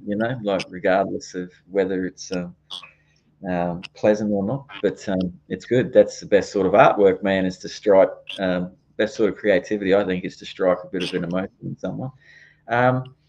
When I want to know how you find all the time to do all of these things, because you got hundreds of pages, you got all these projects that you're doing, and even though you probably feel like you're taking, like it's taking a long time to get through them, from me listening to you talk now, I'm thinking like, man, like it, because you're working quickly, I would say, because it's like you're intuitive, you're trying to learn something new, you're learning on the fly as well, you're pushing yourself, but like you've recognized you might want to try some other things, stretch your muscles and things, like which is always a good thing, I reckon. So you're not stagnating, and that's incorporating like lots of thought processes too, and like articulation in your head. You know what I mean? Like to try and like because Yeah. separate what you're doing on that project to what you're doing on that project to get the nuances right and things like that. Like, where do you find the time to gather your thoughts um, and the time to sit down and practice or play as such, I guess, man. Yeah, well, that's the real trick, and as you get older and more responsibilities and things, that just gets trickier and trickier because I've still got a young family, and Yep. I've got a large property to take care of, and I've got to cut firewood and drive kids to school and do this and that, and so yeah, very hard to find that discipline, that time. Yep. But I make a lot of use. Like if my daughter is at basketball practice, Yep. I just use that time while I'm waiting, and just have a laptop and a sketchbook, and I just use any little downtime, little negative space like that. I find I can't work. I used to be able to, work into the wee hours. That was always the best time. Everyone's asleep. Yep. House is nice and quiet. I love working when it's quiet. Yep. So I was always like a night owl in my 20s and 30s and 40s. Mm-hmm. But I'm finding now that, I'm just too tired at the end of the day. Can't do it. Yeah. So I've got to just be really inventive and just use any little bit of negative space and downtime I can. Yeah, right. So you just learn to compartmentalize your time, really. They're like where it's available. Bang! Yeah. I'm going to do this. I'm going to do that. Like I'll finish this. I mean, man, you got to do what you got to do. I mean, that's adapting in itself as well, isn't it? Always always had to have a very formal situation when I'm working, like a big desk, good lighting, good chair, just no sound, maybe some music, everything had to be perfect. Yeah. But now I'm just working on scraps of paper in a cafe or sitting in my car, and I'm learning to draw just on like a piece of masonite, leaning against a tree. See, that's cool though, man. This is all like I like where you're going with that sort of stuff, because I think that's what it's all about, man, is just doing what you got to do, where you got to do it, to do what you have to do, because it's in you to do it, like it's an excellent um, uh, I would say discipline to have, to be able to just do like and move on to something, like something else. Where for me, I'm still in that phase of I have my granny flat out the back, and that's like, I guess, my safe zone, if like this is my area. Like, man, honestly, there's only ever been 4 people set foot into this room. Like, it's yeah, like like this is, I generally talk to people from the doorway. So like, I'm in this I'm in if you enter this room, then I guess you're like sort of, I think highly of you. I'll put it to you that way. And so I'm still stuck in that zone like you are, man. I got the lights, but like there's shit everywhere. Don't worry about that. I'm no neat freak. I've got stuff everywhere. But like you, I have my lamp, my favorite lamp. I have my pens I'm using in a certain location, and like certain papers and things. But I haven't got to that point of sitting in my car waiting for something, and you know what, I'll draw, or I'm on lunch at work or something and I'll draw. It just doesn't compute for me, man. I sort of run around trying to get all my shit done so that I can come back and like spend the time. But do you really like draw in silence with your thoughts? Like, I would have thought you would have been the sort of dude that would have had that amazing record collection, like romancing you in the background, man, as you were, like firing but across. it depends what stage of creativity. Like, obviously, story writing, scripting, it's got to be done in complete silence. It can't be anyone else. And then penciling, layout and penciling, all done the old-fashioned way on paper, on the draft table. It's got to be silent. Can't even have music on. Can't have anyone else around. No distractions. But then inking, for instance, that's when you put the Brian Eno on, and I can be talking to someone at the same time. I can be eating, watching TV, and inking is kind of like autopilot thing. All the hard work's done. Just kind of embellishing everything now. And inking with a brush, it's just I haven't bothered to try and explore the ideas of like working digitally, using tablets and stuff like that. I consider it like therapy. It's a therapeutic kind of thing. It's a meditation thing. Oh, dude, I totally get you. I totally get you, man. Like, I love the tactile nature of the paper. I'm not into no. For me, I like the traditional style of things too. So I totally get where you're coming from with the meditation and the just getting in the zone, man. The stream of conscience and stuff like that, and just flowing. I would come back to a little point that I find interesting with you there, is when you're in silence and you're doing the pencils, are you you're obviously very super detailed with your pencils, like exactly where you're inking. So once your pencils are blocked, done, finely detailed, that's when you come in, you can relax with the ink and you just go about things. Is that you're like more like you like the penciling sort of thing, I guess, as well, if you know what I'm saying? I love both stages of it for different reasons. And I make sure all the thinking is done in the penciling stage. So very finished. No, nothing to worry about. Nothing to like. So basically, inking is like almost like a hypnotic kind of thing. I'm like really in a trance. My mind is sometimes a million miles away. Sometimes I'll ink something upside down just so it's more like abstract shapes. Yeah. Everything's already there, so I know what I'm doing. I know the positive and negative shapes, and sometimes I'll deliberately turn the page upside down just to kind of disconnect myself from it. Because I'm a really big fan of the inking decorative shapes, that kind of woodcut effect. Yeah. I have noticed that. I would suspect in seeing your artwork that would be something that appeals to you, is that blocky sort of different, the shapes and the cuts like that. You do have a really cool way of using that negative space, of flipping it, like contrasting it. Like you do have. Yeah, I'd say that's something that, looking at your work, that eventually for me personally, when I'm finished with this frame of process for my learning, that I would very much like to explore more, is how you entail that. I do find it interesting, because for me, when I was younger, I was very much a very detailed penciler, and thought penciling was, that was it. And, but as I've gotten older and more into the process, I'm a very loose penciler, man. Sometimes I can, sometimes I don't even detail faces, like with eyeballs and things like that. I just do basic shapes and structures, and, um,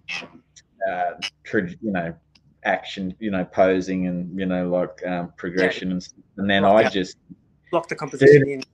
Yeah, man, and then I just hit it with the inking. That's why I think it takes so long. I sort of treat inking like it's painting, man. I just layer it and layer it, and sometimes I can just, and then I don't know. Sometimes people say to me like, I had my I guess I find, like when I was talking to you about intuition as well before, because I think intuition is a really important thing, like in artwork, and I'm glad that you follow your intuition too, because when I was going through this process of, I'd lost my intuition, or what I perceived was my intuition, and I was lost in the logical thought, world, as some of us get to for a lot, of our time. And I was talking to Valerie, my second teacher or person that had come into my life, and was talking to me about certain elements, that could, art and life, and creativity and things. And we were discussing this thing about intuition. And I said, Valerie, I've lost it. I've got no idea. I've lost the voice, man. Is it when the logical thought and everything comes together? Is it all the balance and everything like that? And she goes, Leigh, do you know when you finish a drawing?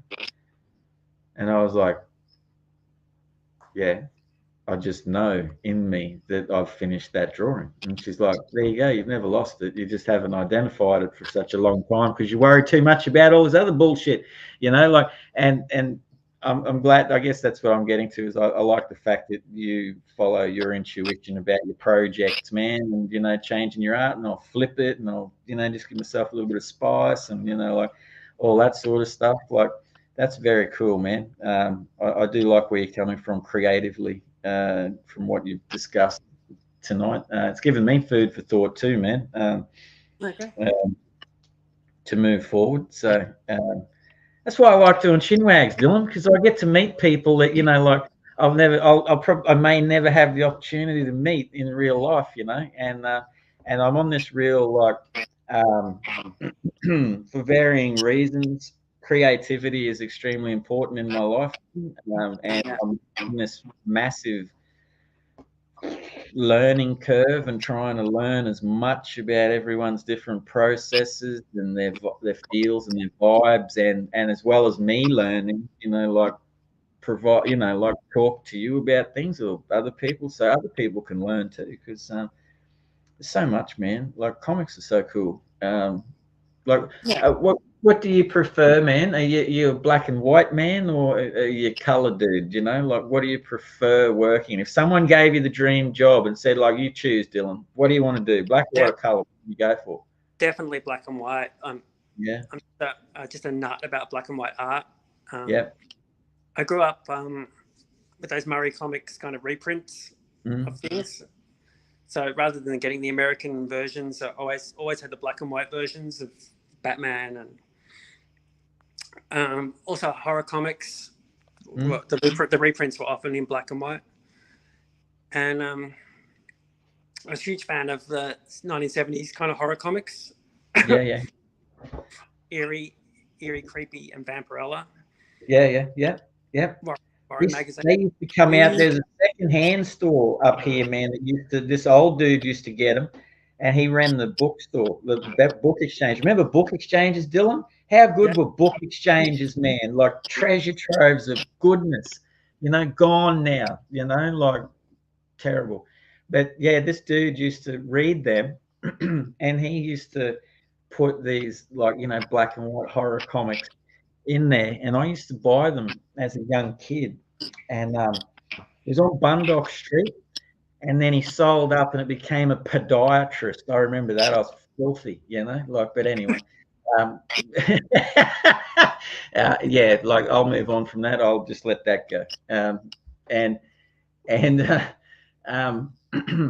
I loved them until, like, my grandma cottoned onto the fact that, what are these books you're reading, and why is there a painted cover of a naked woman on the front cover? You know, like, with, you know, like creatures, you know, like coming out of the ground. And, you know, those days ended pretty quickly. But once grandma, you know, the old Bible basher, you know, like, discovered that, I think she even went into that book exchange, mate, and gave that dude a serve for selling it to a young fella, you know. Those are the comics you had to keep hidden. Yeah, I see. I wish someone, where were you like 40 years ago, man? Why don't you there to tell me? You know, I should have written you a letter. Dylan, where do I keep the nudie comics, man? But the styles of that, they had a lot of Spanish artists in those comics, and they had these super decorative line work, and that's where I first saw Bernie Wrightson. Yeah. And I love all those the inking styles of that time. But more importantly, the fact that it's black and white, that it just left a huge impression on me. And I think, you know, always think in terms of black and white. And so, for instance, the Patricia book, Patricia and the Creepy Caretaker, it's just these big full-page illustrations. I did them all in black and white. I wanted to publish the book in black and white. But I remember some friends saying, no, man, you've got to have some color on that. It's not going to work as black and white. And so I reluctantly applied color very sparingly. So the whole thing has basically two colors and variations of those two colors in it. So yeah, color almost used as like a gray tone. I'm not very good with color. Any color work I've done, unless it's like super simple, it just looks horrible. I don't have a good instinct for color. I don't know whether it's got something to do with when I was growing up, our family just had a black and white TV, far longer than anyone else. I remember right through the 70s and into the 80s, we still had this black and white TV, and all the cartoons, all the great TV shows of the time, I experienced them all in black and white and grey. Yeah. I remember going around to someone's house and watching something like Lost in Space or Star Trek, and it was blinding, the uniforms that they were wearing and the yellows and reds. And I remember watching Batman for the first time in color, and it's like Technicolor, it's like fluorescent color. I just couldn't believe it. Like, the color was blinding. Yeah.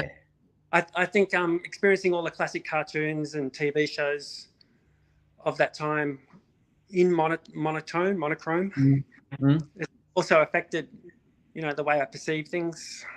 Yeah. You know, preferring like watching the old black and white movies and noticing things like contrast and composition more because of Like People, that makes total sense, man. Be in your frame of reference and stuff too, you know. Like I can totally get that.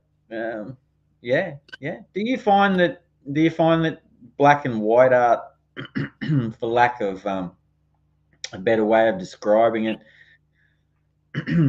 is a bit more? I find it exciting and thrilling to an extent because you can't really hide behind anything. You know what I mean? Like, and if you like make one false move, you can really ruin an entire page and many, many hours yeah, of work. You know, you don't have that ability to be able to go, oh, we'll just, color it in a dark red, like, or fade it out, or, like go back in, like, do you find that risk factor is appealing for you and keeps you, like vibing when you're doing the pages and stuff? well, if I can, I just avoid the whole subject of color. Uh, I'm a huge fan of color, Yeah, comic, yeah. people that know what they're doing, and I'm in awe of it. But I don't have any good instinct for color myself. Mm. So yeah, in an ideal world, I would have my own private colorist do the work for me, and then I could just describe what I was after. Mm. Mm. But I'm I think very happy with the Patricia book, Creepy Caretaker, with how it came out, just using yeah, those very limited color schemes. yeah. But I spent years getting that exactly right. The whole thing took about 7 years. Yeah, right. Really? Like, when was it? Question.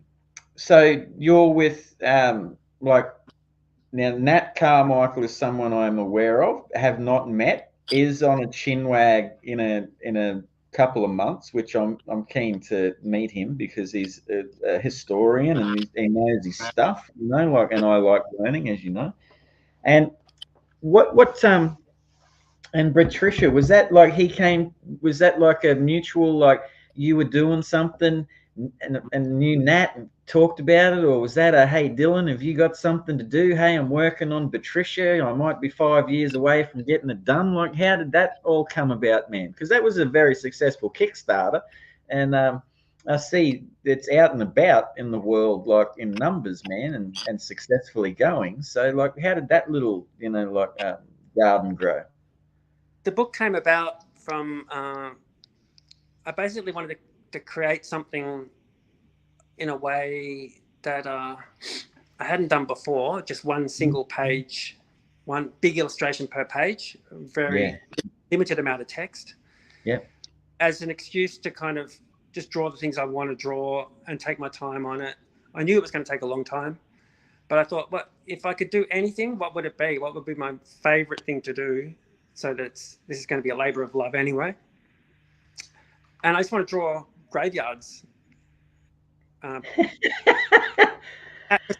atmospheric graveyards, dead trees, really creepy looking things, lots I of like shadow. graveyards too, man. I'm not laughing at you for that aesthetic. Like, I pull up when I'm driving around at cemeteries, mate, and like wander around and like sit there and appreciate them as well, man. The beautiful structures and scope and things of stuff too. So yeah, Yeah, sorry to interrupt. I keep a lot of sketchbooks and I sketch in the cemetery. I just fascinated with all the textures of stone, and the more Yeah, decrepit, cracked, and the better. decaying the cemetery is too. Mm. It's this whole gothic cliche thing, but I figured I want to just do a whole book that's just pictures of set in a cemetery, and there's only going to be like 2 characters, and it's just going to be all about just clouds and bats and long shadows, all in black and white, and that's just what I'm going to do. Yeah. And so I just worked on this thing, and I carefully put the story together. The story ended up being a poem, and the whole thing is this lovely little gothic horror for kids, spooky story. Yep. Agonized over it and added things to it and subtracted things until it was perfect. And then I went to show people and no one was interested. So this was the problem. I don't follow what the market is after. I'm not looking for gaps in the market. I'm not thinking about what people actually want. I'm just doing things because I want to do them. Yep. That way, it's 100% sincere, and it's 100% way I'm happy with it. Yeah. But the problem is, that's not how the market works. And so I'm showing people this thing, and they're just going, "This is like, I can see the work that's gone into this. This is amazing, but we just don't know what to do with it, and it's not right for us." And I basically showed it everywhere, and I was showing it overseas, and then years started to go by after it was finished, and I started to realize, oh, maybe my instincts have failed me. Maybe this is not it's something that I'm happy with, but maybe no one else is interested in. I didn't stop to think about that. My instincts have been right every other time. Yep. And there was a small moment of panic, but at the same time, I was still terribly proud of it. But there was a moment of, oh my God, I think I've actually, for the first time, I've gone down the wrong street with this, and I don't know what to do. So I put it all under the bed. I put it all in a box and kind of slid it under the bed. And then I remembered Nat Carmichael, who was doing some publishing at that time. Yeah. And he's actually someone I'd known for a long, long time. I first met him when I was like a little kid. I was like still in high school, early high school, I think. A friend told me about him. I got in contact with him, wrote him a letter. And at that time, he was interested in putting together a Felix the Cat comic. Yep. I think he possibly had the rights to the character at that time, and was trying to get some local artists to do Felix the Cat comics. And I was like a big fan of that kind of stuff anyway. I love Felix the Cat. And I wrote these stories, I did these submissions, and we started talking a little bit. But then things happened and he couldn't go through with that. And then decades went by, I didn't hear a thing from him. And then I saw him pop up again, his name pop up again. And I saw that he was a publisher. And I showed him the book, and he immediately went for it. Yeah. And the important bit about this book was it can't just be published any old way. It can't be, if it was some small little paperback thing, it just wouldn't be right. I envisioned a really beautiful format. It wouldn't be right unless it was like hardcover. It had to be of a big size, big landscape shaped book. Yeah. Paper quality. Everything about it had to be exactly right, because I've gone this far, invested this much time in it. And to his credit, Nat Carmichael created the book exactly as I wanted. Yeah, that's lovely. And then once it was published, everyone loved it. Sells really well, it shows, and won an award. And so it's just one of those things. It took a long time. It took much longer than I expected, but the main thing was my instincts were right on this. Yes. And again, it's probably the I'm most proud of that book than of anything I've ever done. Yeah, right. Okay. Like, because again, instincts correct. Might have had a little bit of a like nervy, like thing there, but you got at one point. Yeah. But no, man, it's awesome, because I like the fact too that you've just explained or given us even more of a hint about how much you take note of your creation of your works. Because earlier about Dar and Dill, you were saying it was printed in a catalogue newspaper printer, so that's why it was on that paper. So obviously back then you learn about paper, and then with Patricia you were like, no, it's got to be hardcover, it's got to be certain gram of paper and this gloss and wide and all that. So man, you're like, across the whole board of Dillon Naylor's career, you've picked up your aesthetic, man, about how you like your stuff to look, So I wanted to create something for the ages, like a legacy item. Like this is what I want. If I want to be remembered for anything, I'd love to be remembered for this book. Yeah. And very very privileged to feel that I've been able to do that. Yeah, I think that create something that's like perfectly my vision. So 100% your vision, like bang, that's it. When you saw the proof, you were looking at it and you were just like, oh man, that's. Yeah. It's great to get that opportunity to see something come to life exactly the way you want it. Do you think in your like career, do you think there'd be too many creators that would have the opportunity to be able to say exactly those words? Like, you know, do you know of anyone else that's had that feeling of like, wow, this is exactly how I envisioned it from when I first started? Yeah, well, I'm sure there's people out there.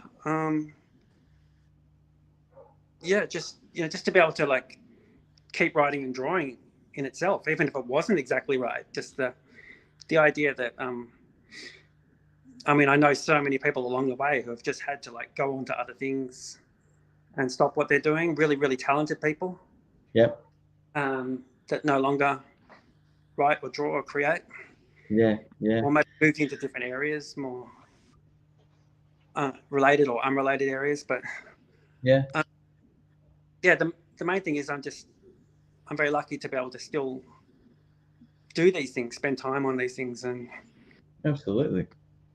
it's just an Oh, extra bonus that I can do things that come out looking so beautiful like this. And yeah. That's what I'm getting to is like you are lucky, and it's like you know, like one of the this finally you've got to the stretch where you've got something that is entirely your vision, man, that you're so proud of because George Hall just put a comment up saying, I believe it just said like, just always stick to your vision, and you're a definite prime example of that, Dylan, because, like even if people pick up your latest book now, your Patricia or your Rock and Roll Fairies, even though, like these are collections and stuff, but Patricia's new, and they've seen the earlier things. The progression, from what I've seen, is completely like it's your pulse, man. You know what I mean? Like, that's a very very cool thing, Dylan.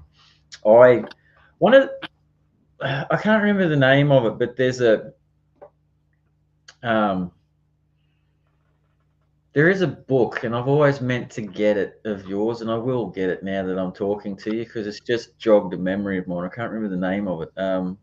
Front cover's like a little golem-esque character, like crouching down, and there's bars, like the shadows of bars coming over him. contactless. Yes. Now, what that tell me about that, because that one just interests me, like interests me personally. Like I just like the aesthetic of the artwork, and I briefly read a detail about how that came together. So this one's for me, man. Like I want to know the info about how that came together. Yeah, in a nutshell, that was something that's dropped out of the blue during one of the COVID lockdowns. Yep. The Art Gallery of Ballarat, where I live, Yep.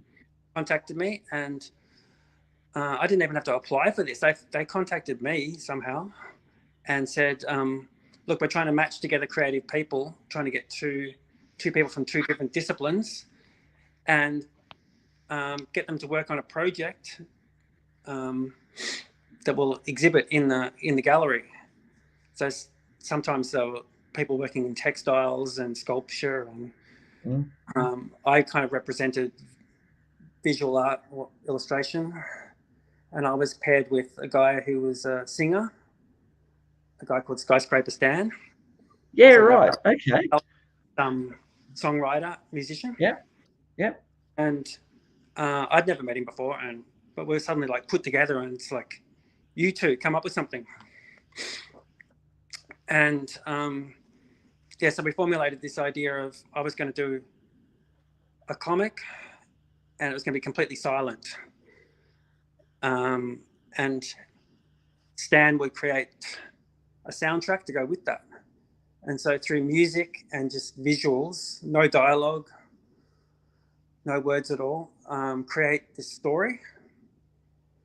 And so in keeping with the COVID lockdown vibe of it all, we came up with this idea of a nightmare world where this guy's just been in permanent lockdown. Everyone's been in lockdown for like 10 years or something.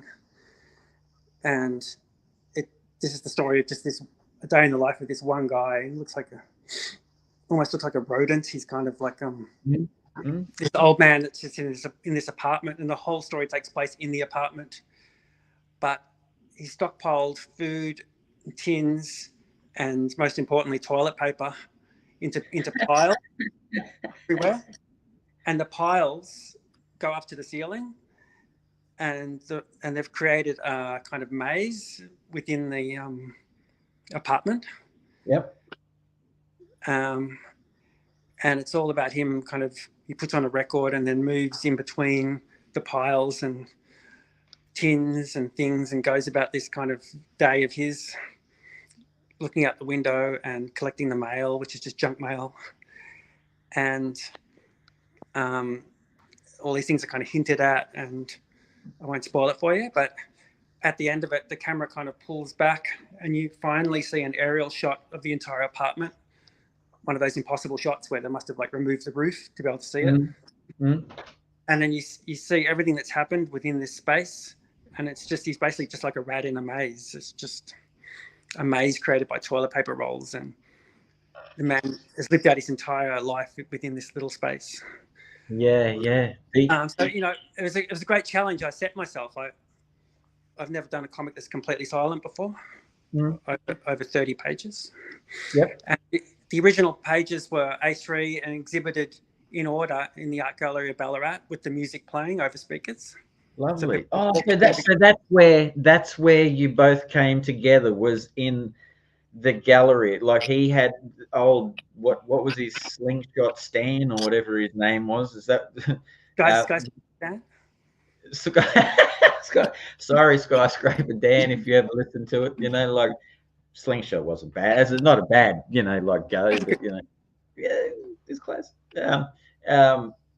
Like, so you got the comic and he went home and did the artwork based on the ideas, like, you know, like you sat down and talked about, this is what I'm going to do, this is what I'm going to happen. And then came together. A few different meetings. We had about 4 different meetings. So we decided what the story was going to be. And I created the sketches and the character. Yep. And basically I storyboarded the whole thing. Then gave that. And from that, he created a soundtrack that matched that. And was that cool when you first heard that? Did you sit there and go like, "Whoa, that's ripper"? Yeah. It's, you know, again, it's just a situation you're forced into, not forced, but find yourself in, where you got to like tap into different parts of your skills. Yeah. I've never worked in that capacity with somebody like that, but it was a great collaboration. Worked really well. And the comic is basically a souvenir of that exhibition. I scanned each page and turned it into a comic book as a kind of souvenir item. Yeah. That's cool, man. That's a really cool story. I do like the idea of that. I found that artwork quite striking. That would have also, but there you go, man. That's another thing for you. You've done a silent comic over 30 pages. So another thing you've attempted, you know, like along your career, you know, pretty outstanding, Dillon. You know, like really, man, very inspiring. Very inspiring. So Dillon, I'm most interested. I want to read your novel and see all your other artwork and stuff like that too. It's like, you know, yeah, it is inspiring for someone like myself who does black and white, man. I'll look a little bit more carefully at how you do things. Not that I didn't before, but I will now that we've had this chat, because I can see that, you know, you're a thoughtful, as I said earlier, man with his artwork, and I like that because you've got a good voice when it comes to art and stuff, dude. I also, and I mean that. I also notice that you're a bit of a carpenter type, landscaper-esque gentleman, you know, like in your spare time as well, mate. So, you know, do you enjoy that as much as your artwork, or is that one of those necessities? Yeah, well, what I actually do to earn money is like renovate houses and things like that. If I had to rely on just cartoons, I probably would be living in a cardboard box right now. But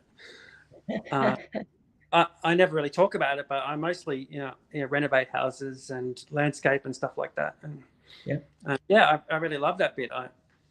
I'm lucky enough to live on a big property, and I really enjoy working with the land and stuff like that. Beekeeping, currently. Oh yeah. Moving into Most bees. important creatures in the world, man. So I applaud you for that. Without bees, we're all see you later. Yeah. And I'm living totally off grid at the moment. So that has always been a dream of mine, to be able to be completely self-sufficient like that. So what do you got? You got the grey. You got your grey water. Your solar powered. You're all like. What do you got? Like what's turning the lights on, man? And what are you using there? Like solar power, that sort of thing. You're getting to that point where you're like spinning your own water and stuff like that. Like you're going to those extents. You know how some people do. Like. Or what's your plan? I find this very interesting off-grid lifestyle, man. Yeah, well, I don't know the exact specifications of the system, but it's all self-contained solar. And a lot of rain in Ballarat, so water tanks are always full. I love going out chopping wood. We've got enough wood to last the rest of my life out there, just to cut up. And so it's just great to be able to just know that you're basically self-sufficient like that, and that's always been a dream, and I'm really proud to have achieved that. Yeah, that's awesome. Like with your bees, are they natives or have you set up hives? A hive at the moment, Right. and it's only just been put there, so I actually don't have any proper bee stories yet to tell you. But yeah, that's a bummer, man, because I like bees. I have a couple of native bee hives. Don't get me wrong, I don't get dressed up in the hazmat suit. Beekeeping, what a buzz indeed, George. It's nice one. I don't get dressed up in the hazmat suit, so to speak, spraying the smoke around. But the native bees have got 3 locations around my place, and believe it or not, they're tricky little suckers.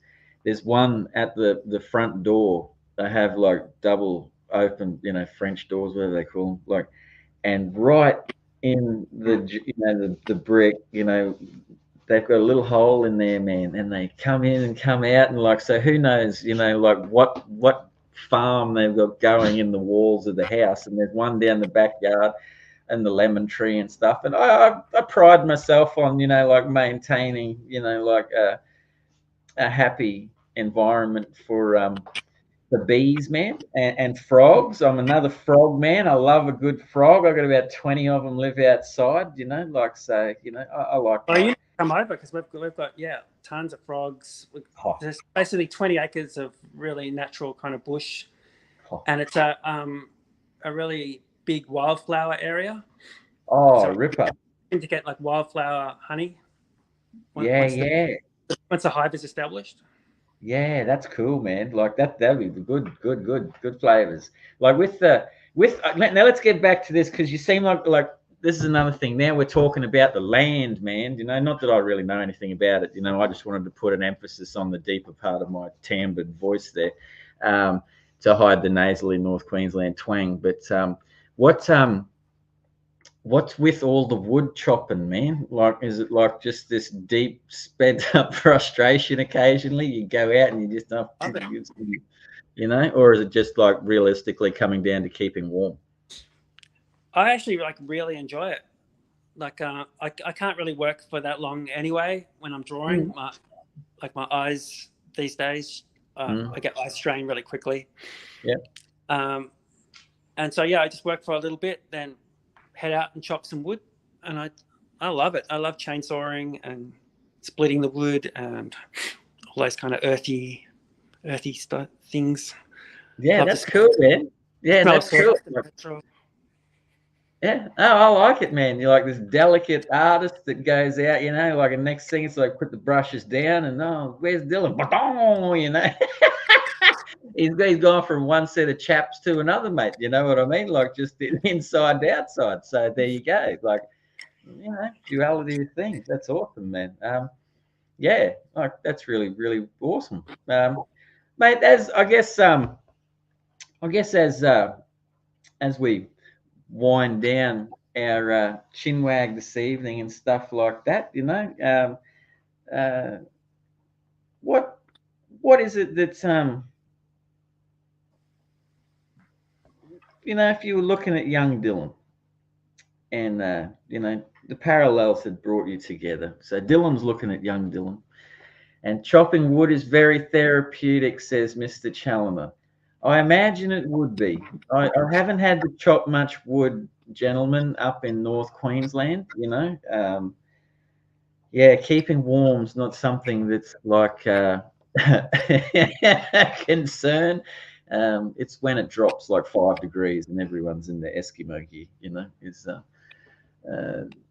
that'll be coming soon. What would Dillon now say to young Dillon about entering comics and creativity, and what would his advice be to anyone? Well, if it was like young Dillon was here now, that's kind of like a different environment. It's a completely different world for comics. In one way of looking at it, I guess the world is a lot more open to comics and partial to comics. Libraries and have huge sections for graphic novels now. You're probably the same as me. You remember there was just like Asterix and Tintin, if you're lucky. And the choices were pretty limited for comics, and the librarian was frown on comics. The world is a lot more open to the format, and obviously comic properties are like very lucrative.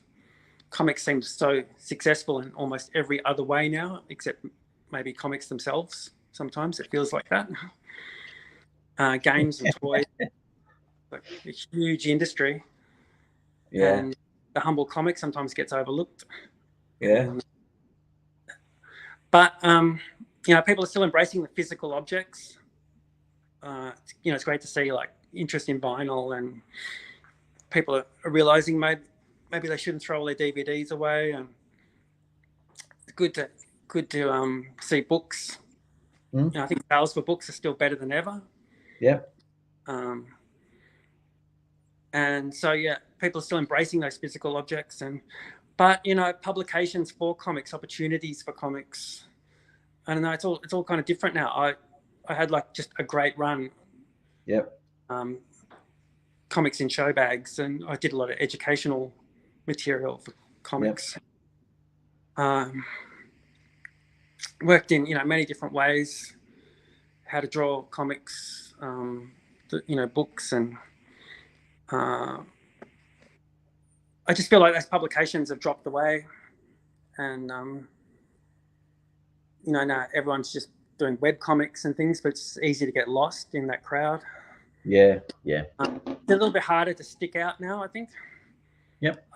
There wasn't many people in the game when I started off, and so it was a little bit easier to sort of, even though what I was doing was very undeveloped and ragged, I had stood a better chance of standing out back then with the things that I did, my own things. And now accessibility to comics is greater than ever, and there's more people doing comics than ever. Walking through trade shows and conventions, and that artist alley just stretches forever. And there's so many people working in comics now, and that's great. But at the same time, it's also, how do you stand out in that crowd? It's much harder to stand out in that crowd. And it's better. It's better in some ways, not so good in other ways. And so I think my advice to a younger Dillon, I don't even really know. I don't know where to start. I'm just grateful for the run that I have had, I guess. Yeah. I think I think my take from our chinwag tonight, mate, would be for young Dillon to follow his intuition, like this Dillon has, because you certainly, I wouldn't say luck is on your side, mate. Probably a great deal of skill, a great deal of dedication, a great deal of time and effort. I mean, even as you said, like in those moments where you're in share houses and the party periods, and we touched on that, you still found time to, or were mindful enough at that stage to take in those experiences and, like, create something out of that, where a lot of people probably would barely even remember their memories, man, from those sorts of, like times and party, like modes and things. Having the strength to remember your characters you did when you were younger, to move into to move into like toys, rechange your style so it was simpler, not as detailed. So you adapted, and that adaptation led to Patricia because you didn't want to waste time in trains and that sort of thing. You learned to compartmentalize where you could do all your artwork and the time frame that you had. And now it's just stepped up that you're like picking off things that you did back then and you're like bringing them back out into the world. You finally released Patricia, the book that you've always wanted to release, that is the thing that you're most proud of, as you said. Like, if that right now, boom, that's the one, that's how I wanted it. I don't know, man. I think the little Dillon, like, got a pretty good creative older self to look at, man. It should probably follow his intuition and believe in himself and not stop creating. So You're making me feel tired. Making me feel tired running through my whole life like that. Well, man, I like listening to people and I like learning about people, and I get a great joy of being able to meet people that I have admired for a long time. And so when I get these moments with Chinwag, I do like to take as much of myself in that particular time and concentrate greatly, mate. You know what I mean? Because I may never get this time back again with you and your company. Like, so that's why I try to be as attentive as possible, and grateful for you and other guests that have come on and taught me things, and help, because I can take away a lot from you this evening, hard work, determination, originality, believing in yourself, your intuition, your creativity, a lot of things, man, like, that I just find motivating, because sometimes, believe it or not, I'm not always as optimistic as sometimes I may appear. That's what I was saying to you earlier, man. You know what I mean? Like, I am what I am, and sometimes I'm up and sometimes I'm down. And today, talking to you was exactly one of those anecdotes, not anecdotes, but an antidote for what I needed to hear to give me a kick up the bum to continue on. So thanks for giving me the opportunity to come in and talk. Oh man, it's a pleasure, and I certainly I hope people out there got as much out of this as you did. Nelly missed this, Ian. Well, I'm glad you didn't, mate. And thank you for watching and supporting Chinwag. Yeah, man, that was awesome. Dillon, thank you, man. And I hope next time you see Michael Plater out and about at one of those rock and roll shows or wherever you see Mick out at, give him a handshake for me, because I haven't seen him for a long time, man. And, he's another one, mate. He's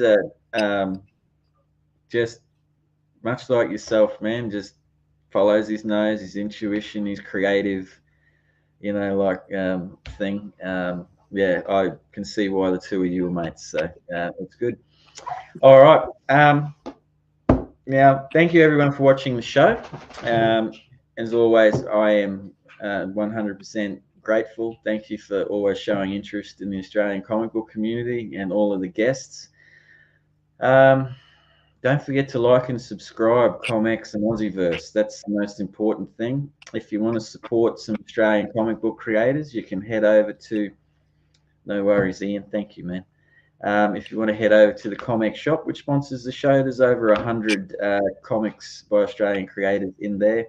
There's a $9 flat fee. You don't have to buy my comic book. You can buy anyone's. Just help them out with some inks and some brushes. Who knows, mate? They might get brushes like Dillon's that, just are unbreakable and pump out a whole heap of, good stuff. So, it's all a wonderful thing. And absent-minded, thank you, Leigh and Dillon. Awesome chat. Thank you, absent-minded, for always following the show.